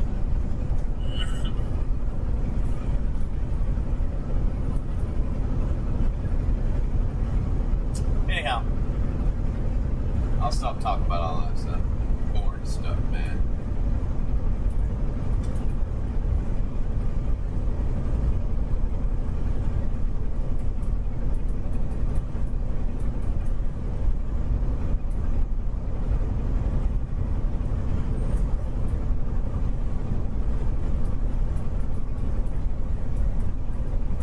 Claire Bailey said yes, you need to sleep. I don't sleep much either when I'm out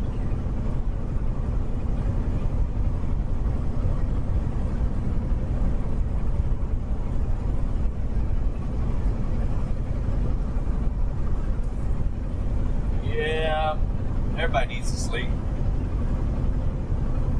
Everybody needs to sleep. But, 5-6 hours of sleep, you're probably getting enough. Big Boss Bill said I shower. I think. Ethan's got T8K said hey, we're recording. Gene Bob said welcome to Ethan's got T8K.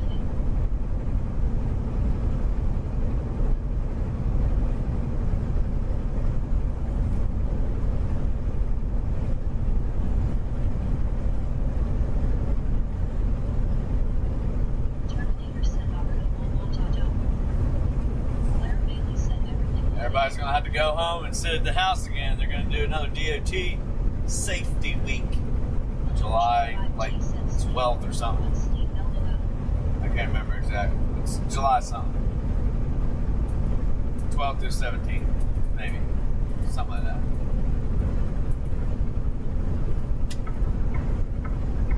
Alright, dude, if you were going to pass me, don't get past me and get in front of me and sit on the right side. That's it.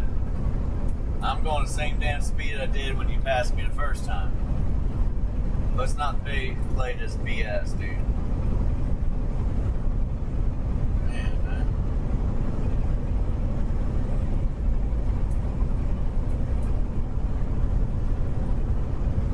Claire Bailey said, oh, damn it, Bob.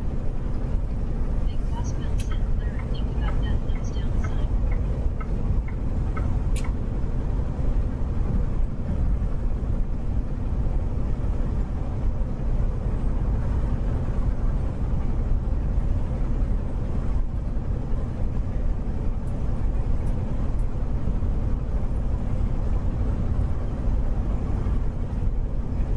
So here we go again. Ethan's got T8K said, new highway renewal. Claire Bailey said, I'm sorry, been thinking about you.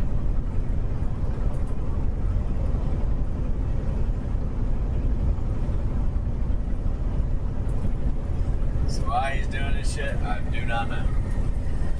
But he needs to keep on rolling. Don't slow that shit down and get in front of me again now.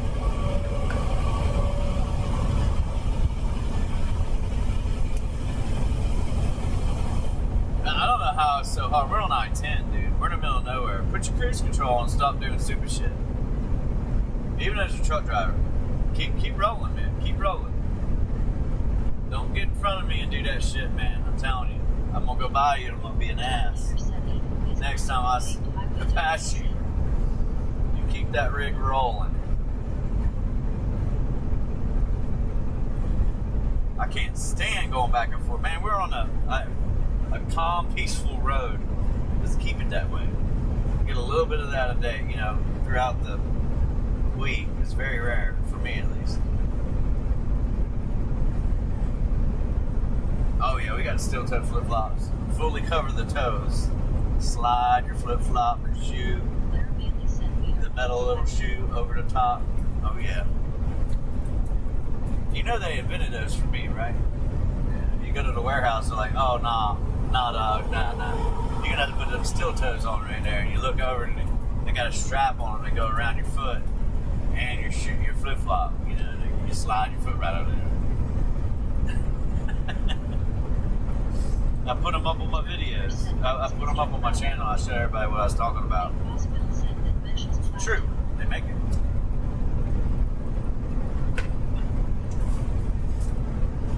Somebody said, well, what do you go somewhere they tell you can't wear flip-flops and da-da-da-da-da. I tell them, this is America. I wear whatever the hell I want to wear. I'm not loading the truck.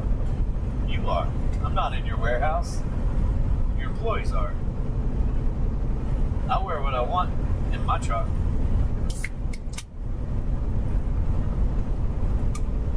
Period. Now, I do have shoes. I'll put them on sometimes. But if somebody said something to me, that's what I'd say. Claire Bailey said yes, it's like Mission Street. I only like somebody telling me to wear a seatbelt. Even though I do it. Because that's my preference, not everybody's. I only do it because I've seen enough to know that I want to put my seatbelt on. That means I've seen enough first-hand, in-person, up-close accidents that I know that the seatbelt's helpful. Yeah, because most people used to smash their head off the windshield or their the steering wheel and bust their nose. And you name it. They would wake up and, hey man, do I look alright? And you'd be like, nope. Nah, I'll be honest with you, you look fine, but you don't look alright. You give them a t-shirt off your back, like, yeah, you might want to put this over your head, man, until the ambulance gets here. So, that's my personal preference. I showed that earlier on my last feed. So it's on my Peterbilt, the hood ornament that pulls the hood open. You grab a hold of it and stand on the bumper and pull. That hood ornament, I have the Starlink laying flat. So you're supposed to lay it at like a 35-degree angle, maybe 40, something like that. Well, I can't do that on there. And the truck is kind of in the way of the Starlink, a little bit. And if you put it on the roof, we would have knocked it off 20 times already this month. There's too many branches that go across the top of your roof. They'll knock it off. If it's in between the back and the front, those branches will come down and smack it. However, there's some people that do that. And they just must not drive where I drive. So, it's flat and it works fine. I mean, I'd say it's 95% good where it is. But it's set on there with there's two different things you get with the Mini that one of them is it leans it at a 35, it's one of them 40. The other one's made for something else, like they put on a pole or whatever. I used that one, and I put I drilled two holes in the front and on the sides of it, and snapped it into my Starlink. So it's snapped in. That is mounted to my hood ornament. So the cord's not touching the paint of the truck because it'll scratch it up and it'll be noticeable. And then the Starlink's not touching the truck because it'll scratch the truck as well, and that'll be noticeable. It'll literally just eat a hole right through it. The vibrations of the truck and the wind and everything. So those little Velcro things you can get to like put on your wall, put a picture on your wall or whatever, and you can pull them off. That's what's on that. So I stuck it on the paint and then the Velcro piece on Starlink, so it touches that and not the truck. As weird as this sounds, there's probably a way I can make it so that somebody can mount this for real, the way I have it. The downside to having it right there is if you hit a deer and it's on the left side and the deer, it might not hit that, but if you hit a deer head on, it's probably going to get the Starlink. It's definitely come close. It's probably going to happen. Something probably happened, but I don't know, man. It works for me. I think it's the best thing in the world for technology and internet connection. So, like, you can't beat it. Like, I can run the feed through TikTok, YouTube. I can run 5 feeds, live feeds, all through that Starlink, and nothing will slow down.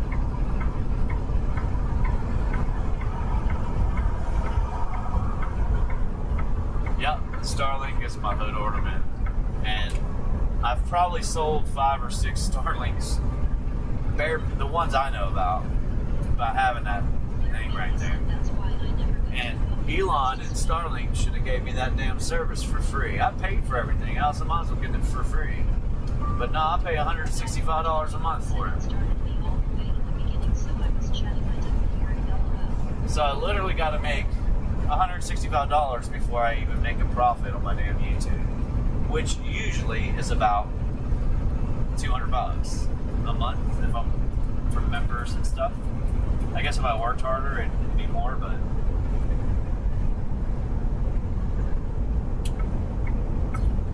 it's an expensive hood ornament. Nobody's ever messed with it, but they can't do anything with it. If they know what they're doing, they understand they can't. You can steal it, nothing's going to happen. You can't use it.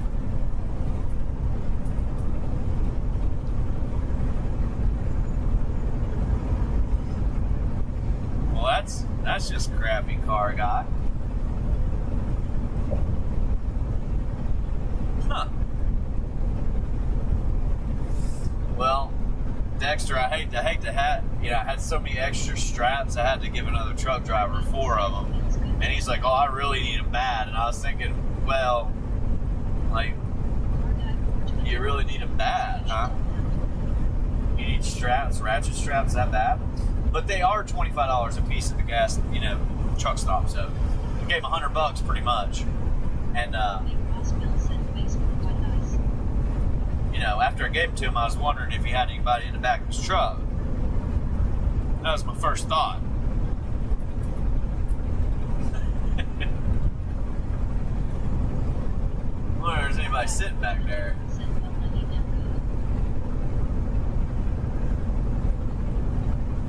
Yeah, they're starting to build up, man. You're not working hard enough out there. Yeah.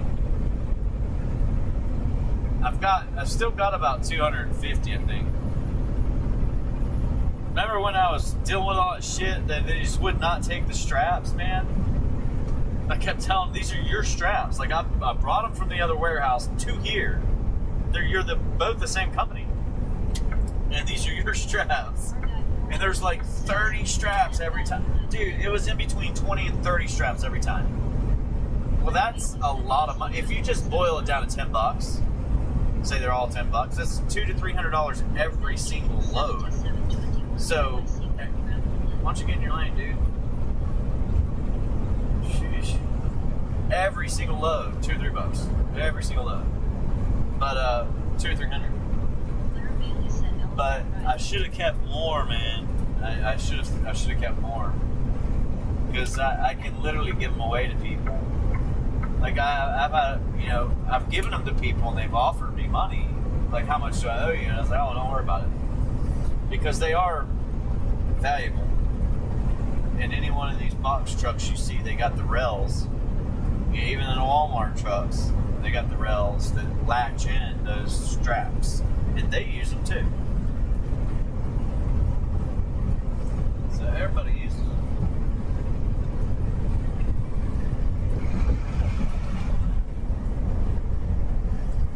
Yeah, it must have rained a little bit.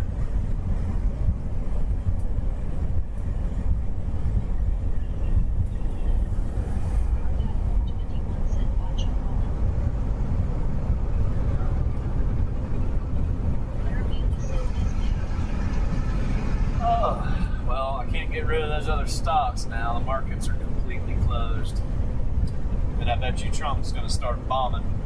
The bomb, the marine, the marine, if you can. If it makes you feel like the man. But I don't know. I think they're skirmishing again. They're having a little tit for tat, a rat-a-tat-tat.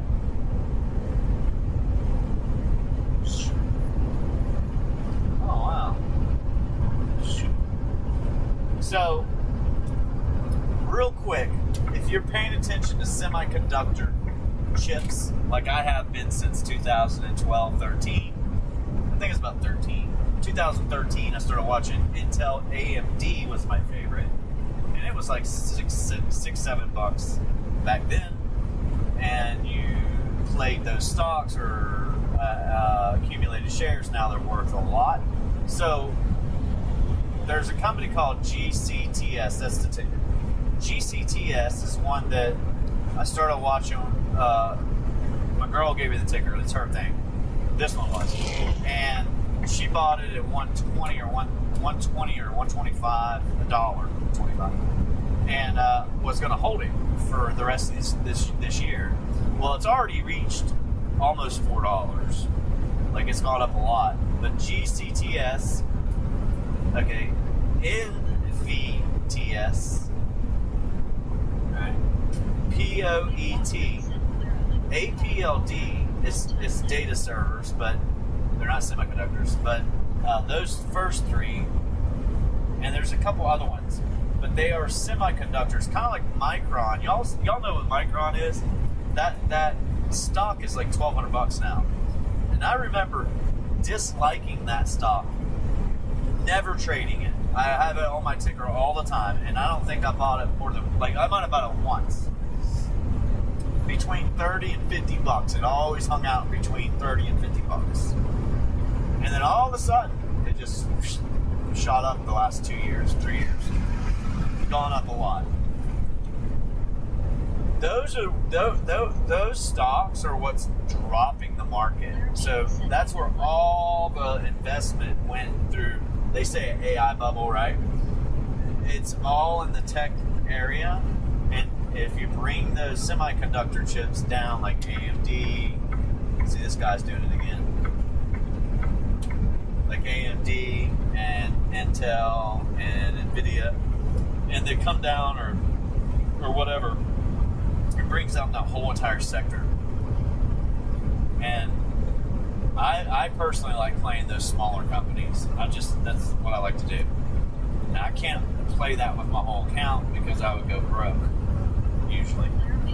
So I have to buy other stuff. So one of the things I did was bought a high risk volatile stock, that VELO. And if you go back to August of last year, just a year ago, it was $3. The stock wasn't worth anything. And it's had these massive runs to $20 and back down and back up and back down. It's had some really big peaks. And you have multiple peaks since like April. You know, April from 9 to 17, and then 18, and then 25, and then 30. So it's had multiple peaks each time. And I don't think there's anything different other than the peak on the VLO stock won't be as high as it was the last 2 or 3 times. The peak will go, it's going to go up again, but it just won't go as high. And I don't think it's a good stock to hold either, but I am playing that when I told you guys that. We're playing with it. So we didn't play with it when it went up, way up. So it had to come back down to about 15 or 16, and 15.75 to 16.50, and that range, to me, just looking at what I see, it's still a good buy. It's still a good trade. It's risky, but it's still good. If it happens to break that point, I won't be in it. If it doesn't go up Monday or Tuesday, I won't be in it. I'll quit trading it. Like, I'll just walk away from it. No, I'm not gonna do it. It has to literally it has to start going up, not down. And back to between 20 and 25. That was my goal. Said I don't buy much from anywhere. I have everything I need or want.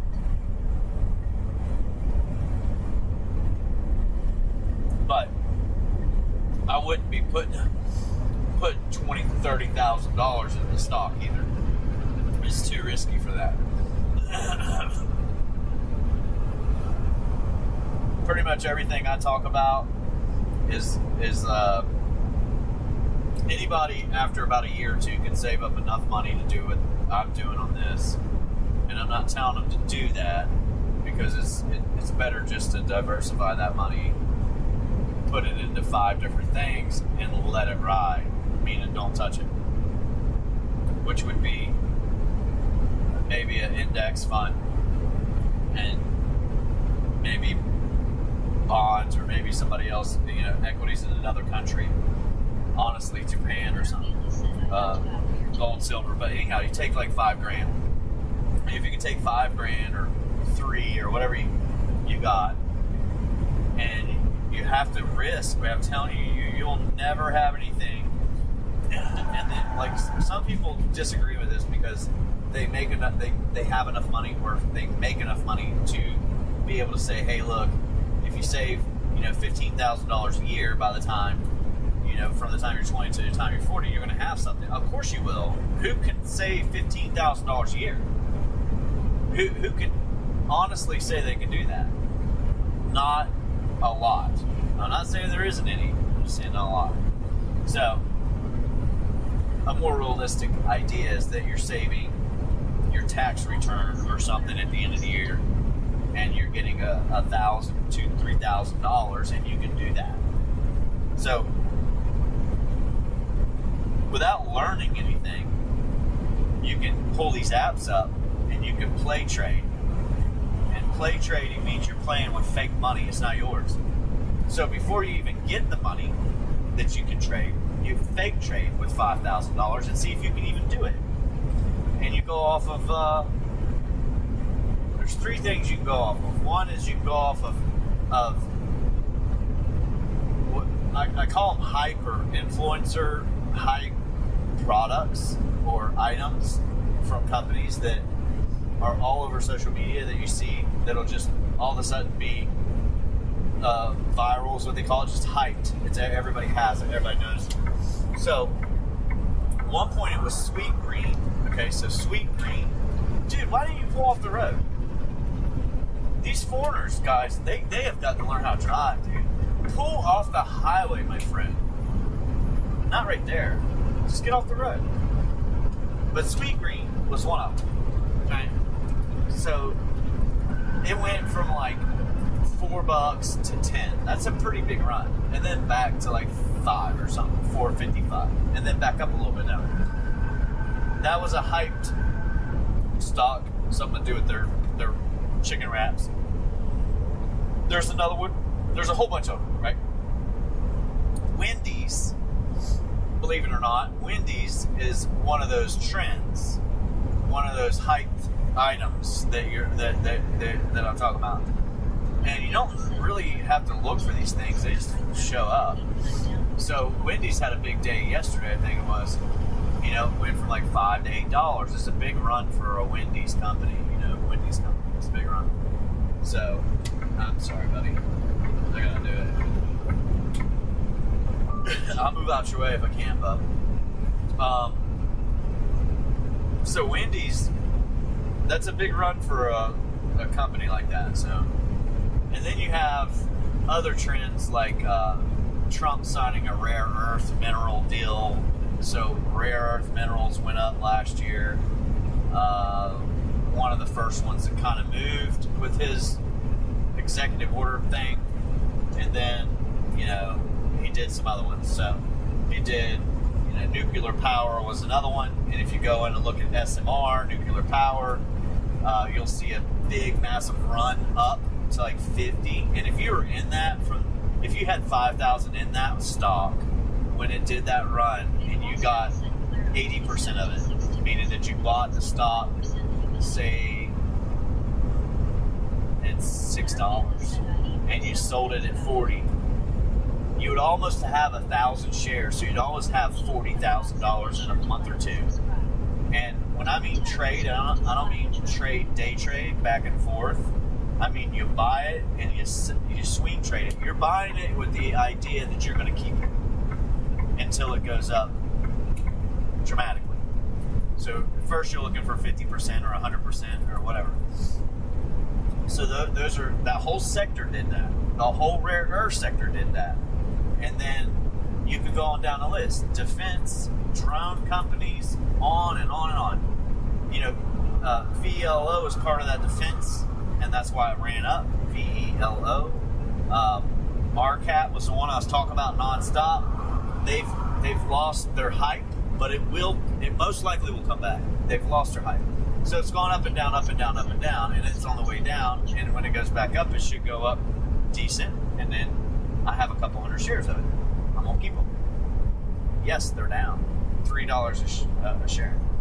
So, because y'all making it difficult for me not just to come over too. I mean, I got a big group of cars in front of me and behind me, sorry. So, investing or trading, I'm not telling people to, I would never tell you what to do with your money, really, but I'm not saying that you need to buy and sell, buy and sell, buy and sell. You need to buy and hold. So, like, if somebody say, oh, I have $5,000, what should I do with it right now? What I'm doing with mine, and I'm not going to tell anybody to do anything right here. I'm a truck driver. I would buy, personally, I buy APLD myself. You're only going to get like 150 shares. It's not that many, but if it goes from 40 to 50, then you're going to make a little bit of money. You know, your 150 shares, you'll make, I don't know, $10 times that, $1,500. So it's something, is what I mean. And there's a whole bunch of other ones that go along with trends or hype of some sort or something that's going on. But literally, you can have a company that is getting ready to go bankrupt and have some product or something happens to where everybody wants to buy from them, that dramatically changes the price of their stock because of that. And it's because of their earnings that are going to come out on that. You know what I mean? So that's why Micron Technologies went from 50 to 1,200. That's why SanDisk went from 30 to 2,300 in a year. These are massive runs. That 5,000 of that stock would have made you rich. I mean, to my eyes, you would have had wealth, like meaning, you know, $5,000 at $40, and now it's worth $2,200-$2,300. It's a lot of money. I don't care if you got 100 shares or not. It's a lot of money. So, at 100 shares, it's a lot. Divided by 2,200. But there's a whole bunch of things like that. And usually, what I used to do when I first started trading, I would put my tax return into a stock. I did research on it. I liked Vuzix. Vuzix was eyeglasses that they did the video stuff, and they did military video contracts and all this other stuff. You got better players out there now, probably, but they were the only one that I knew about back then. That's how I found Tesla before Tesla was even Tesla. And I wish I got into that more. I wish I had bought that one. But I put $1,000, $2,000, $3,000, whatever the return was, into one stock, buy it and keep it. Once it doubled, if it ever doubled in price, I would pull the money I put in there out, and I would move it to a different stock and leave the rest in there. So if I bought 1,000, I'd pull 500 out, and the rest would move. If I never touched that, if I never stopped doing that, I wouldn't be doing this job. I wouldn't be working in this truck like this. Like, I wouldn't be worried about it if I was. Financially, I'd be good. Because I sold those stocks, I go back and look at all these 100, 500, 1,000, $5,000, $4,000 stocks that I had 100 or 500 or 1,000 shares of. So they're very valuable now. And, you know, SanDisk is one that I played I was gonna buy, and I was doing Intel at the time, and Open Door, Intel, and SanDisk were all there, and I couldn't buy them all, so I just bypassed SanDisk, and that was probably the best one to do out of all of them, even though they all were decent at the time.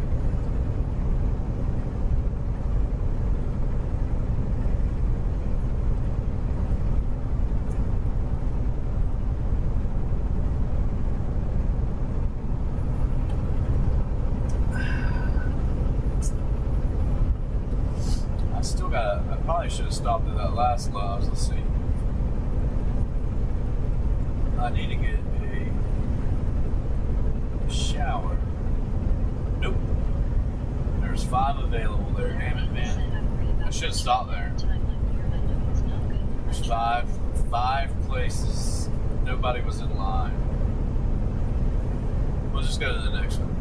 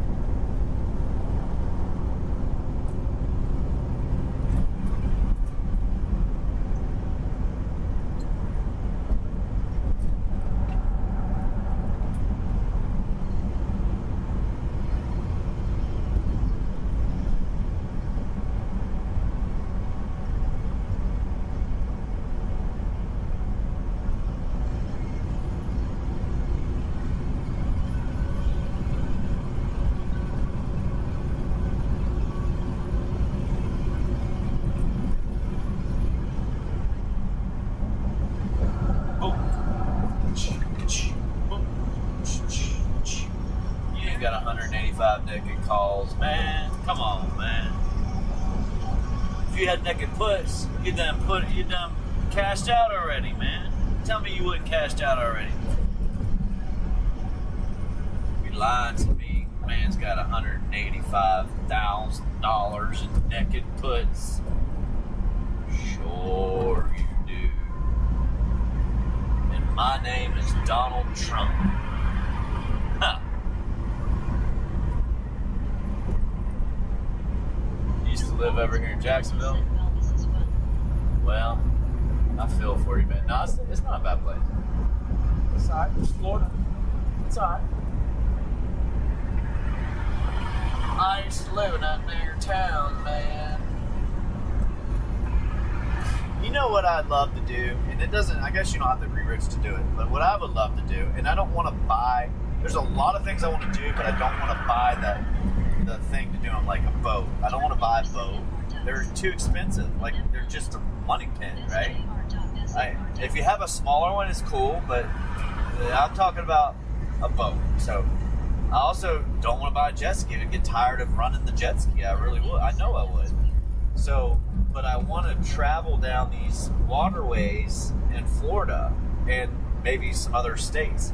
But I want to travel. Like, so you can run down intercoastal waterways, and you can run from pretty much heck, you can run all the way from up in, damn, dude, I think it's, we'll just say Virginia, Roanoke, Virginia. Start Roanoke, Virginia. You can run those waterways all the way down into the Key, all the way to the Keys, just about. So being able to run that waterway and just not force yourself to be done with it in a certain time, but to be able just to run that waterway and see everything, see all the water. I don't know if I can board of it or not, but just to do it, see everything. That way you're not out in the ocean fighting the surf, the waves, and all that other stuff, or weather. But it would be nice to be able to do something like that. I think I'd enjoy doing it, and I think it'd be fun to do it. And you know, you could run a live video doing that with the Starlink nowadays. So you could literally run a live feed while you're doing it, and then camp in places. Of course, you want to stay in a hotel once in a while, but camp in the places that you can camp in while you're doing it. And bring somebody with you. I don't want to do it by myself. But you bring somebody with you then, so yeah. Well, one blood, this is two blood. And two blood's telling you turn it down. No, I'm just kidding. One blood, this is two blood. You're gonna need to take that down a notch, son.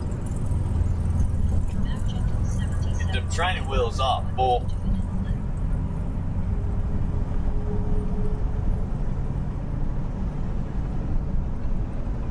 Well, I don't necessarily want to go all the way to Virginia and then ride all of it. But right now, since it's warm, you could do that. You could start up there.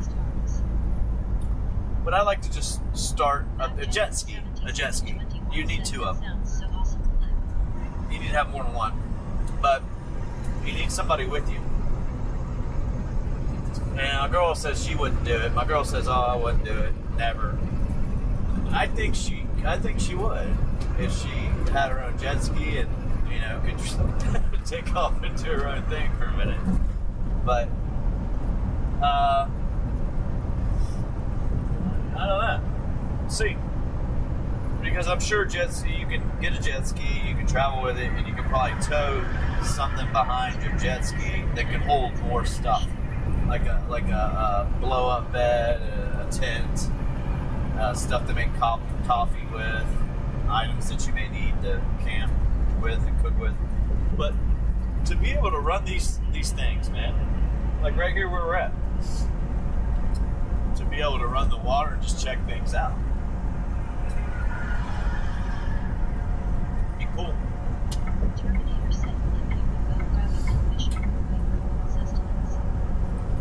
I've always wanted to do that. I mean, I've thought about that for years. And also, you know, just being able to go all the way down to the Bahamas, pretty much. You could go all the way down to, I think it's Freeport, and Nassau and some other places. Some of that gets pretty tough. I don't know if I wanted to do all of it, but I think it'd be enjoyable. It'd be fun. And at some point, you ain't gonna be able to do it. Yeah, you could go crabbing. I definitely do that. The little blue crabs. Fishing. Yep. I guess what I'm getting at is I can't do anything while I have the truck. Nothing. I've felt that way for years. If I have the truck, I can't do nothing. Because I can get rid of an apartment or house or place. I can put stuff in storage and we can move. We can travel. We can leave. Like, not necessarily just live cheaper. And it's not about travel. It's about living cheaper. But you do all that, put that stuff in storage and get yourself 2 jet skis and sell them down the road.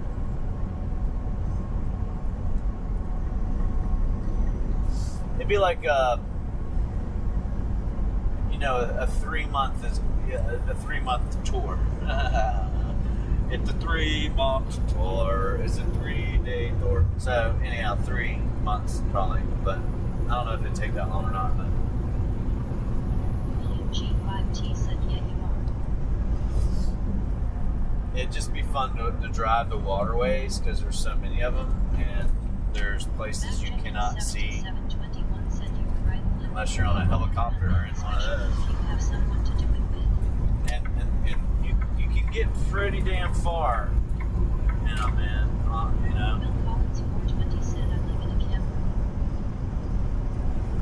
I'm gonna be living in a camper before you know it, man. I'm being honest, like something's gonna change soon. I know it is. So, like some of the stuff that we pay for, so there's no point in paying for it. Like it's enjoyable to have, it's relaxing to have, and all that good stuff. But you just don't need it. People don't need to live in apartments. People don't need to live in a little box. You don't have to live that way. You're literally sleeping and showering in those boxes. That's what you got them for. Keep items that you can't take with you when you pass. None of it will go with you anywhere. So.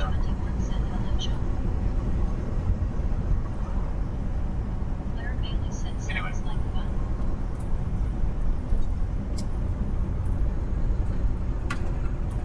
I'd literally do stuff like that if I could.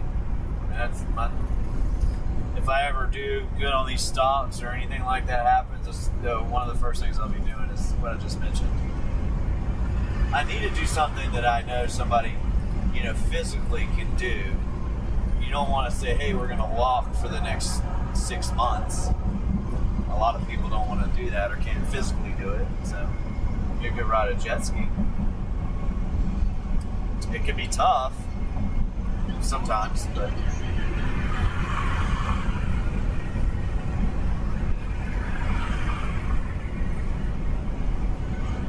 AI is so funny, dude.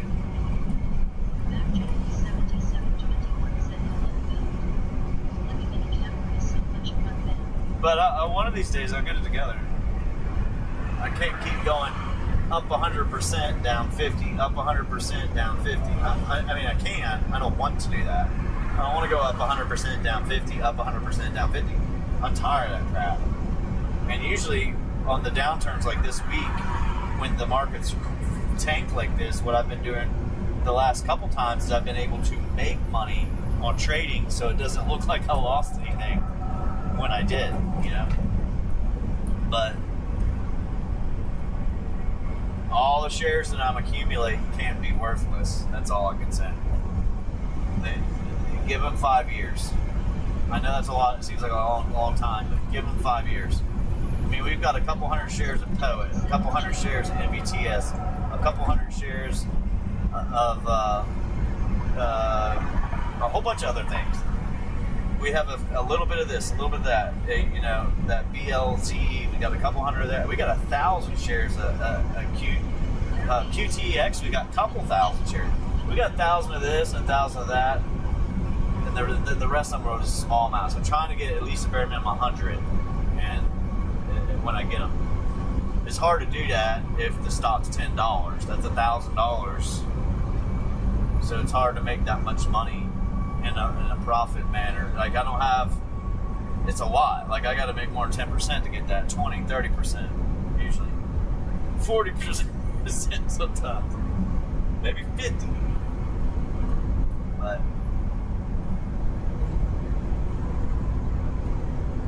I'm doing it the wrong way. I just need to create my own stock, put it on the stock exchange and let you guys buy it up. Promise you the world. Yeah, man, we're going to make this happen, dude.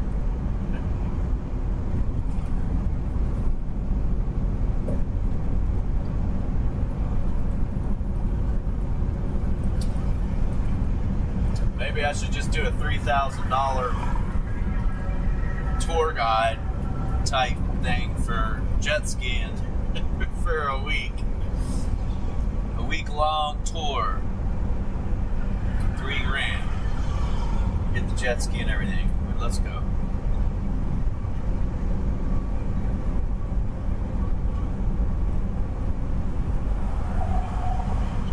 But who has $3,000 to blow like that?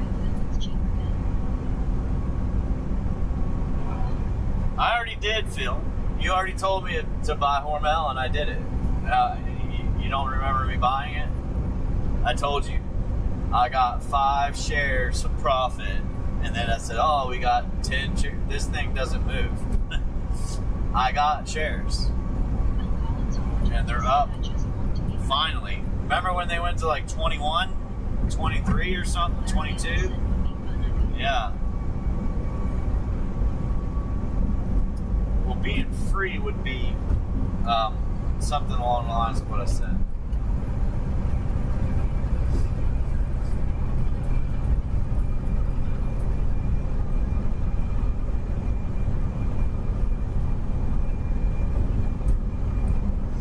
Yeah, I got Hormel, and I got I only got 1 share of Chevron, but that's it. That's all I could get. It's $180, $75 stock. It's not like I can get a whole bunch of it. I'm just going to keep doing the same thing I've been doing. It's, whether we got 5 or 10 shares of Hormel, we got it. It's just not a lot. And I can go back to it, which would have been ideal the last week or 2. And accumulate some more.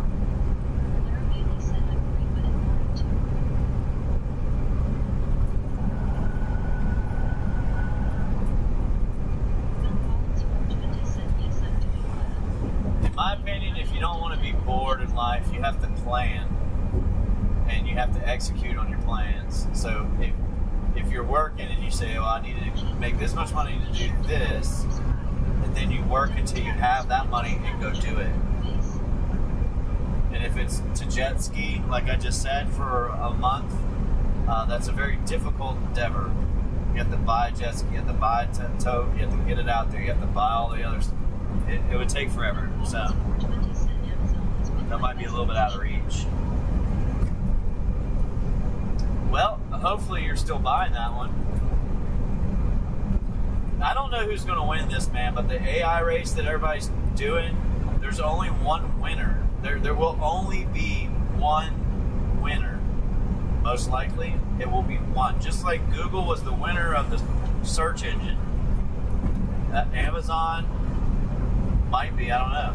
We don't know. Nobody knows. There will only be one cryptocurrency that they use. Crypto, the technology.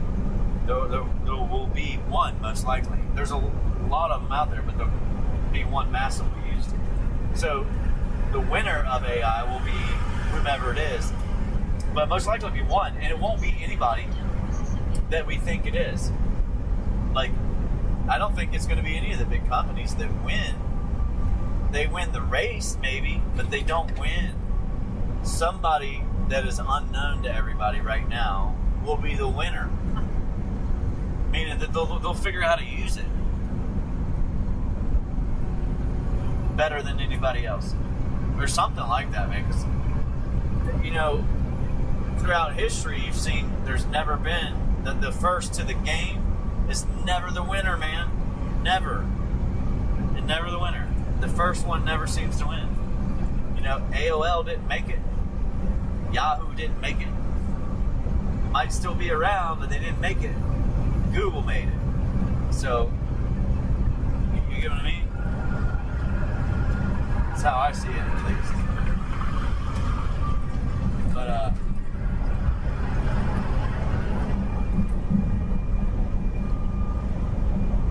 the winner will be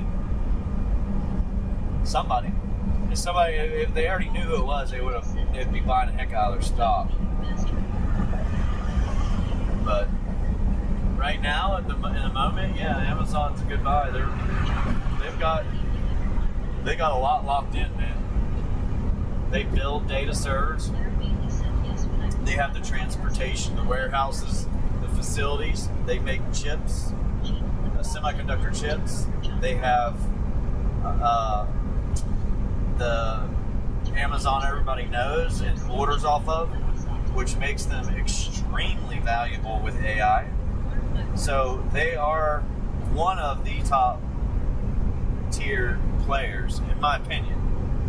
Intel is one that everybody's starting to see. I'm telling you guys, like I've said this for over a year and a half on this live since I started it. Intel. Tesla or Elon or SpaceX, whatever one you want to pick, it's another one. Those are going to be some of the players. You have other ones doing it too, but I don't know who's going to win overall, but somebody will.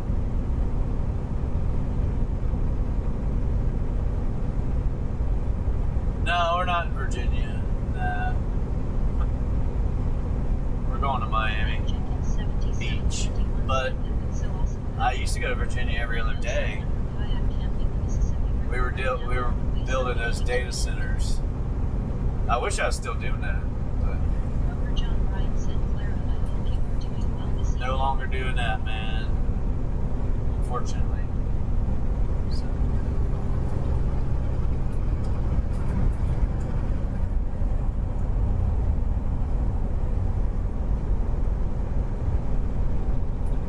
I don't sit there and invest in Amazon nonstop either, or even do it because they're expensive. But even though they're expensive, it doesn't matter. If their stock's going to end up doubling in the future, then it's worth it.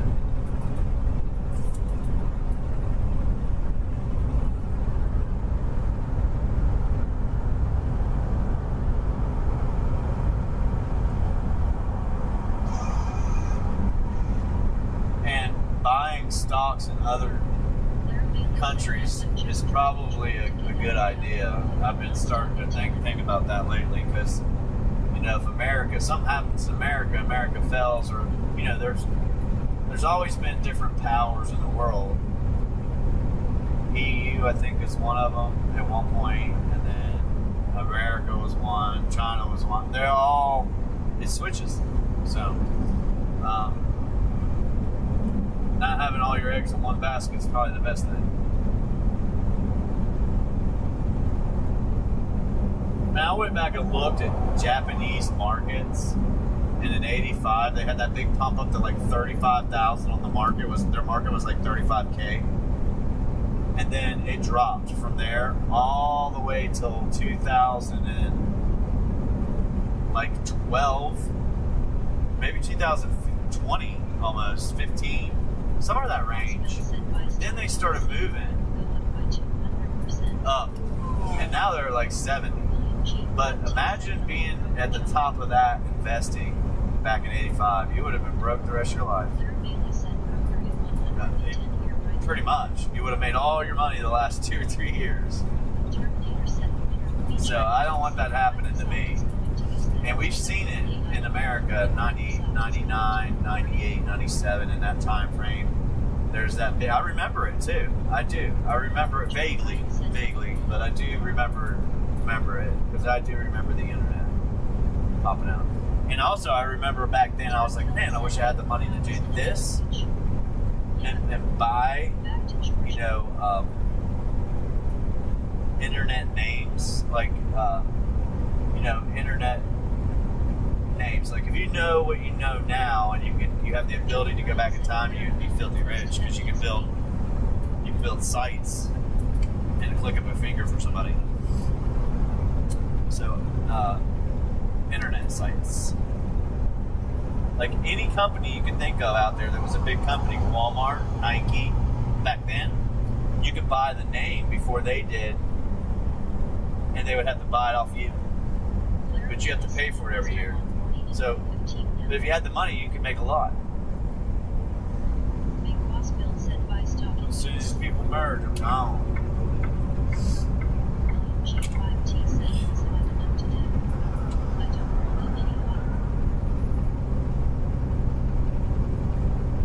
Now we're in a AI phase, artificial intelligence, and now they're showing us little pieces like here's Claude or OpenAI or whatever. People are using them. My dad uses it like a religion every day. He's talking to it every day. He knows more about it than I do because I don't take the time, I guess, to learn and do things like that. I did with YouTube, and I didn't know how to cut video. I didn't know how to do any of it. And I learned it all on my own or researched through YouTube or asking questions to people or whatever. But you do need to learn that stuff faster, better than everybody else. I just don't want them to have access to everything, the AI. But unfortunately, I have two phones. One that I use for nothing but the live feed and internet and stuff like that. So I use that one. I'll use that phone. And you can give them access to your channel, or you can give them access to everything. But that's I want to do that. You can also take screenshots of your trading and send it to AI, and AI will tell you what it thinks. And it's honestly not bad. It's pretty close to what I would think. Like, so I just call it intuition. I'm not going to say I know charts and all that, even though I kind of do. But it's pretty close to what I would do on the trade. So if I was looking at something, it's pretty close to telling me what I would normally do, which is sad because anybody can use that now. Anyone. It don't matter who you are. So I don't have an upper hand on anybody now. And that's probably one of my problems the last 4 years or so with trading is I do not have an upper hand like I used to. Upper hand would be just knowledge and go ahead, dude. You're in a car, you can do it. That's probably the better idea. But I don't have the knowledge doesn't help me anymore. So everybody can get the same information that I have.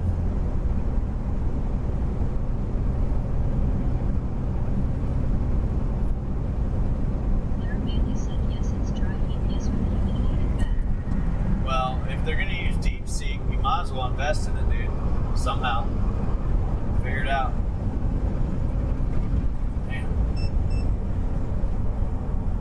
DeepSeek, I don't like what they do, like China and stuff, but you got to invest money somewhere, and it's a lot cheaper. Unfortunately, it's a lot cheaper to buy somewhere else than in America. You get more for your money. So, not a bad idea.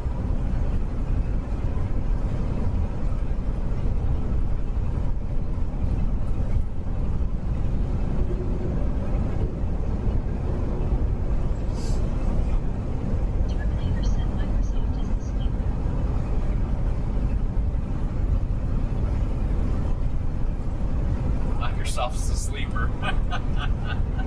The sleeper cell. Well, we know who ran it, who runs it, so it wouldn't surprise me.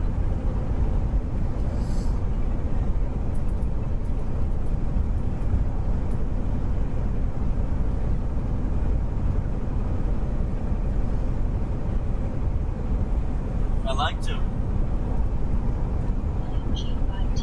like to figure out how to use those things better, though, man. It would help me out, but it's not just about that. It's about having time and motivation put your time into that specific thing that you're trying to do, whether it's doing social media or your job or trading or whatever it is, your life, your relationship, or whatnot. So you have to put the mental time and effort into it. And I'm so scatterbrained, man. I'll be on one thing, go to another. It's ADHD, but I've never had to take anything for it. Never have. But I'm probably scatterbrained all over the place with stuff. They call it something, but I don't listen to it.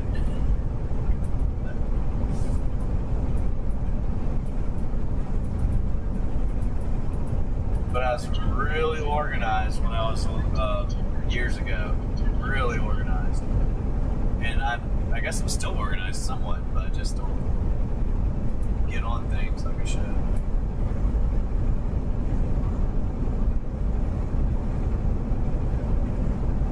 What I should have did when I was running those loads the last 2 or 3 years, I should have hired somebody. That's what I should have done. Period.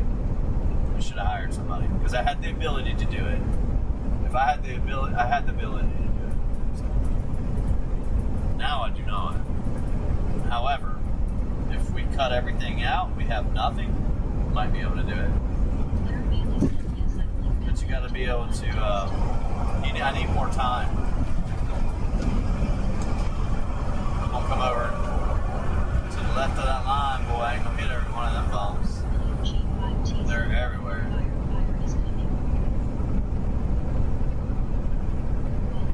Thanks, Miss Kelly. I appreciate it.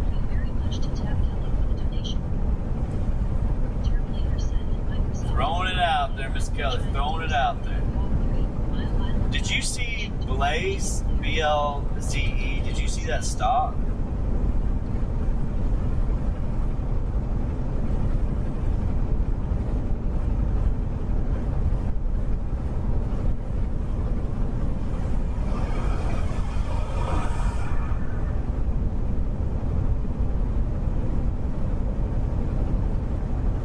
Because that one's the one, man. When I got it, I knew. I was telling everybody when I bought it, I was like, I know this thing's going to run multiple days. I need to hold it, not just trade it, sell it, keep some shares. The only difference is it's crazy. I would have made a lot more on it than I did. However, I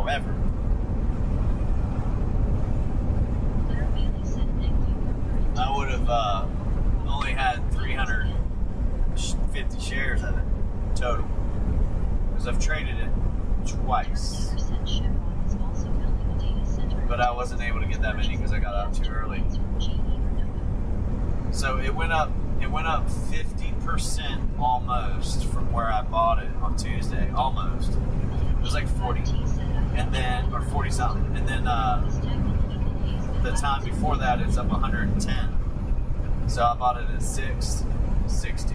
So 12, 13, 20, that's 100%. So it went up a little bit. Go ahead, man.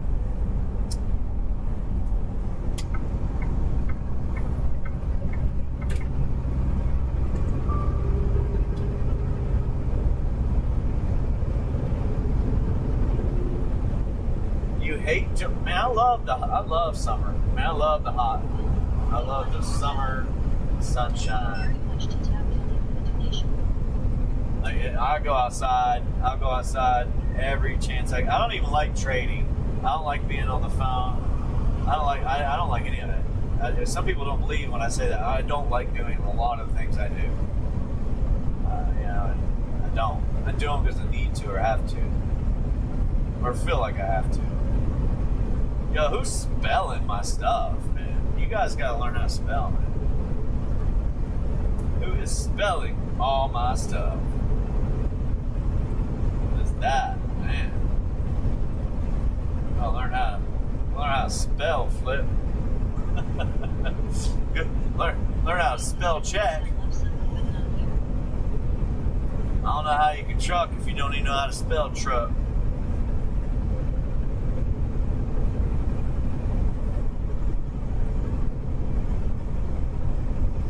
Well, some people don't like the heat. And some people don't like the snow. Terminator said newsflash. And some people like them both so much that they live in both places because they're rich. I'll call you rich if you're a snowbird, you got money, period. Somehow, you got a little bit. Being able to buy two places at once.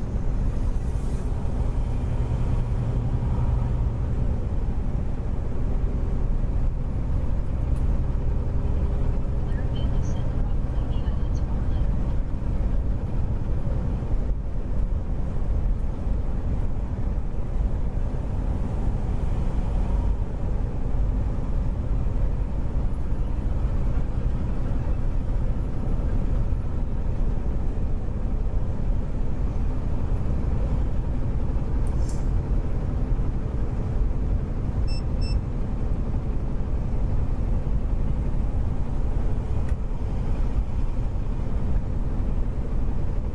Watch. When I pull into this place, man, it's gonna be so packed. You won't be able to park nowhere. But I'm gonna stop at the next place and get a shower before I keep going. And we only have an hour left anyway. So I'm not gonna be able to do anything but shower.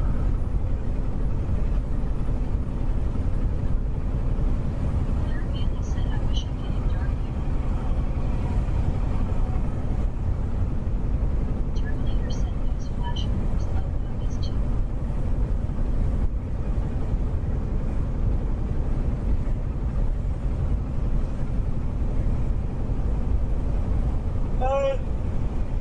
Yeah, I don't like this rushed trucking shit, man. It's rushed. 14 hours is rushed. I don't care how you look at it. It is a long day, but we sat around for like 6 hours today. That's all we did, sit around. I drove a couple minutes, sit around.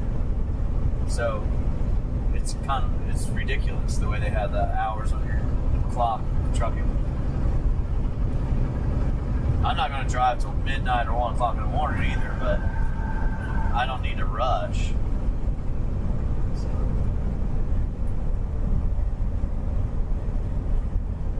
Claire Bailey said okay, I don't blame you. Dude, there's trucks parked right there. Whatever that was back there. Looked like a hotel or something. And they were all parked there.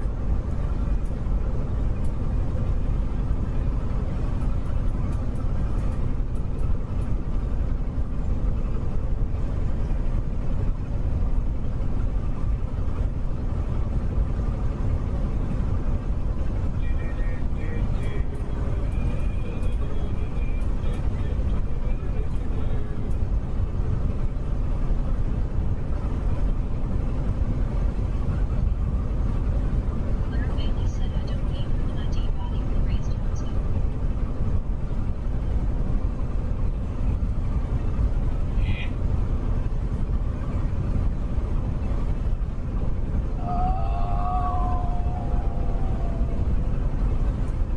Let's see here.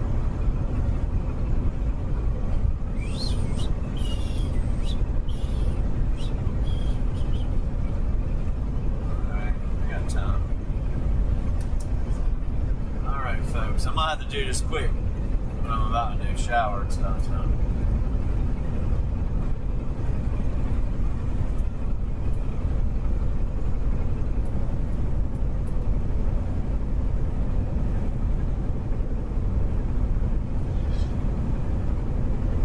Smooth selling from here.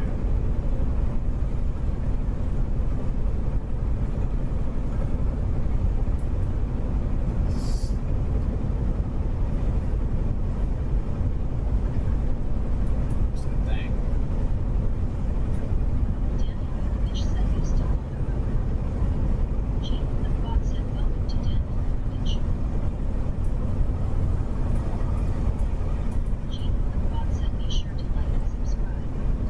Double tap the screen to slap a trevor in the face. Yeah, double tap that screen. Slap somebody. Somebody needs to clean that windshield.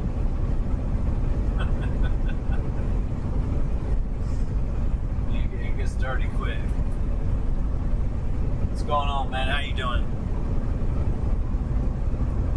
Yeah, I'm still I'm out here. I've been out here for about 3 or 4 days.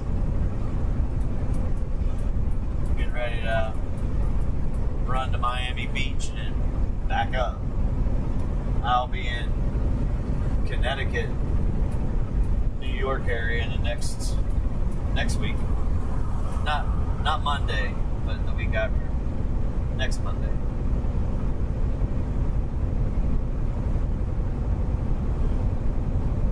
So that's planned out, at least that far.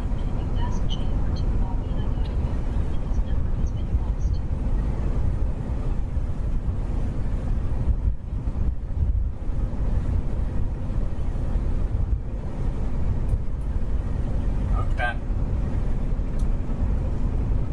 All right.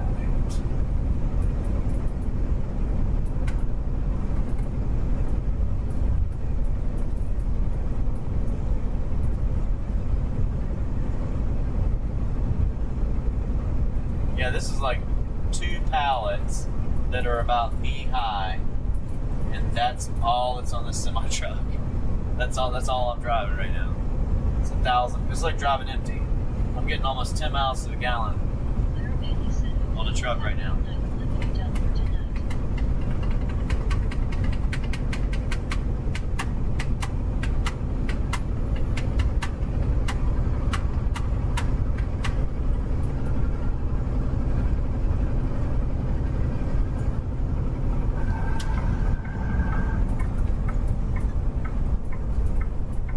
I gotta clean my mirrors too, dude. They're getting nasty. Time to clean everything.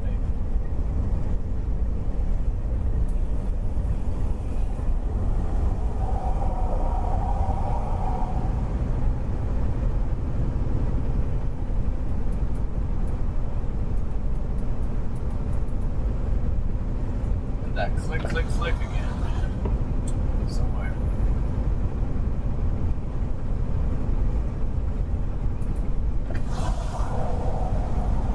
That drives me nuts when that starts happening in the truck. I don't know what it is. I need somebody in here to figure it out while I'm driving.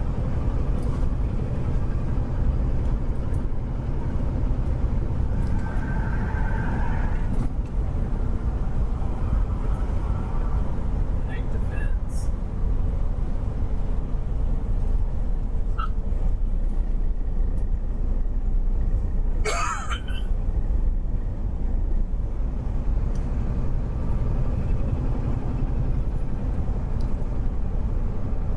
Appreciate it. Thank you.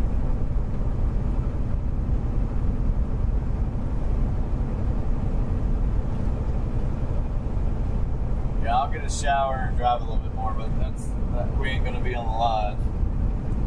Once I do this, it's too much to start it back up.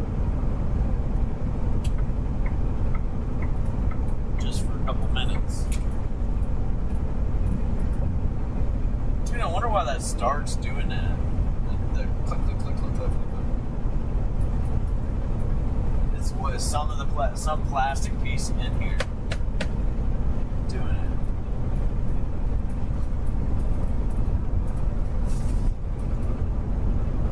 I think it's the damn windshield. I honestly believe it's the windshield. When they put the windshield in is when this started.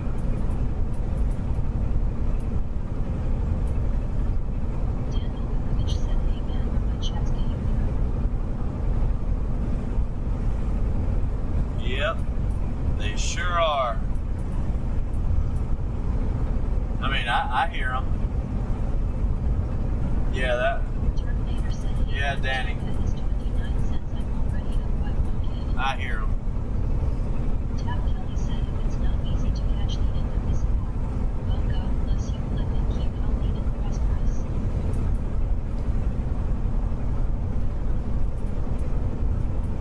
Oh, you already got into it. For real. Yeah, man, I remember that one. That one was a good one for me. I should have bought a lot more of that day. Just that day. I should have bought a lot more that day. That one was a good stop for that day. Yeah, I think it was 85 cents, and it went to $1.60. And then, ooh, let's see some lightning.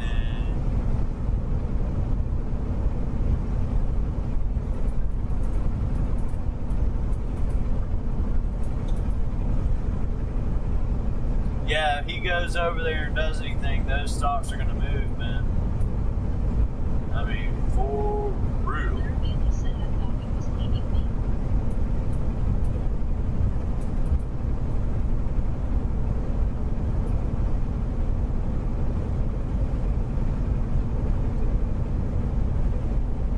Yeah, you remember going back to when it was like the same price, like 30 cents, 35 cents, and bam, shot up to $2, $2.50, something like that.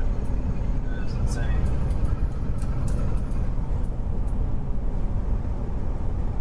Yep, definitely am. Getting ready to jump off. Alright guys, I'm gonna get off here. We're stopping at this place. I'm just gonna get a shower. But I gotta hurry. I can't piss around. I got enough time to do what I gotta do, but we got an hour. Get this done and roll. An hour left to drive. Terminator said, hey, I watched it drop like a rock, like I said, just 1K and it will give you a double or triple easy.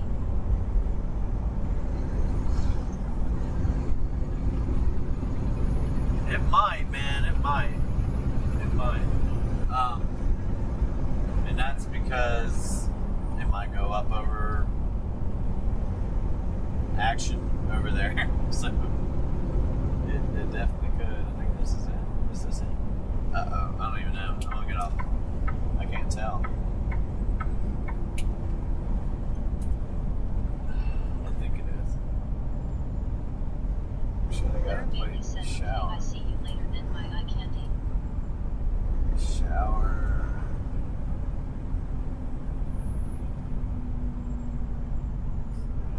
We got a lot left. This place is probably packed. That's why there's so many available showers.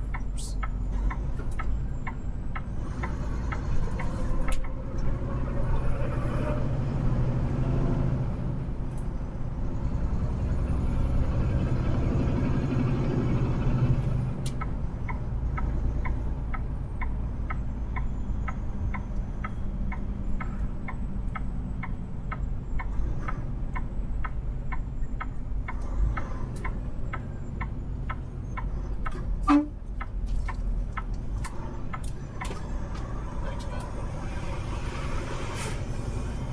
Packed, son. Didn't need to hit the damn windshield wipers. Terminator said, have a good evening, Flip, and all. Will you be on tomorrow? Alright, you too, man. Appreciate it. Have a good evening.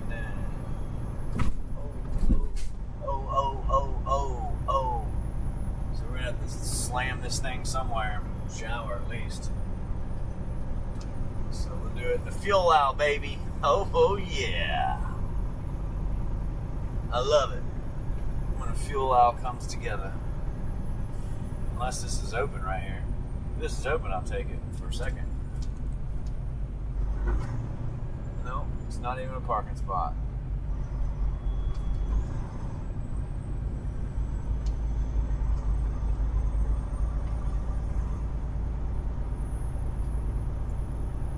There's one right there, though. Park it. I think there is. Claire Bailey said, LOL. Yeah, I ain't scared to park in a fuel out, but I gotta make sure there ain't nobody in this. Terminator said, If I can park here or not. We'll see.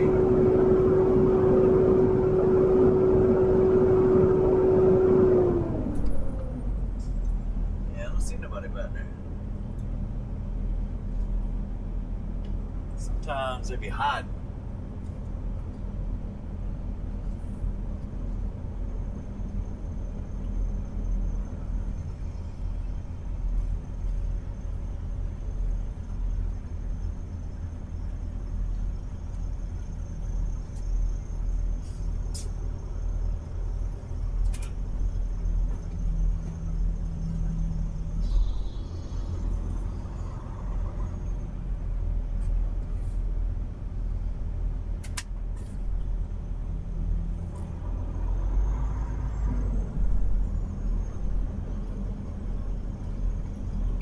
there's a spot right here.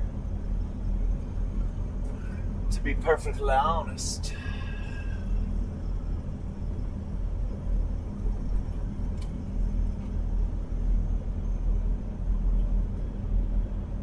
Terminator said good night, John.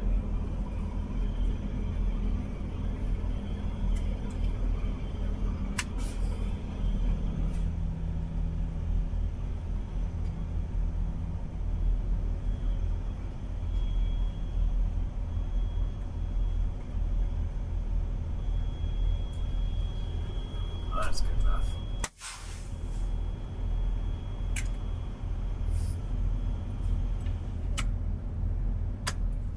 Now watch how fast I do this shit. Where's my shower stuff? And my towel.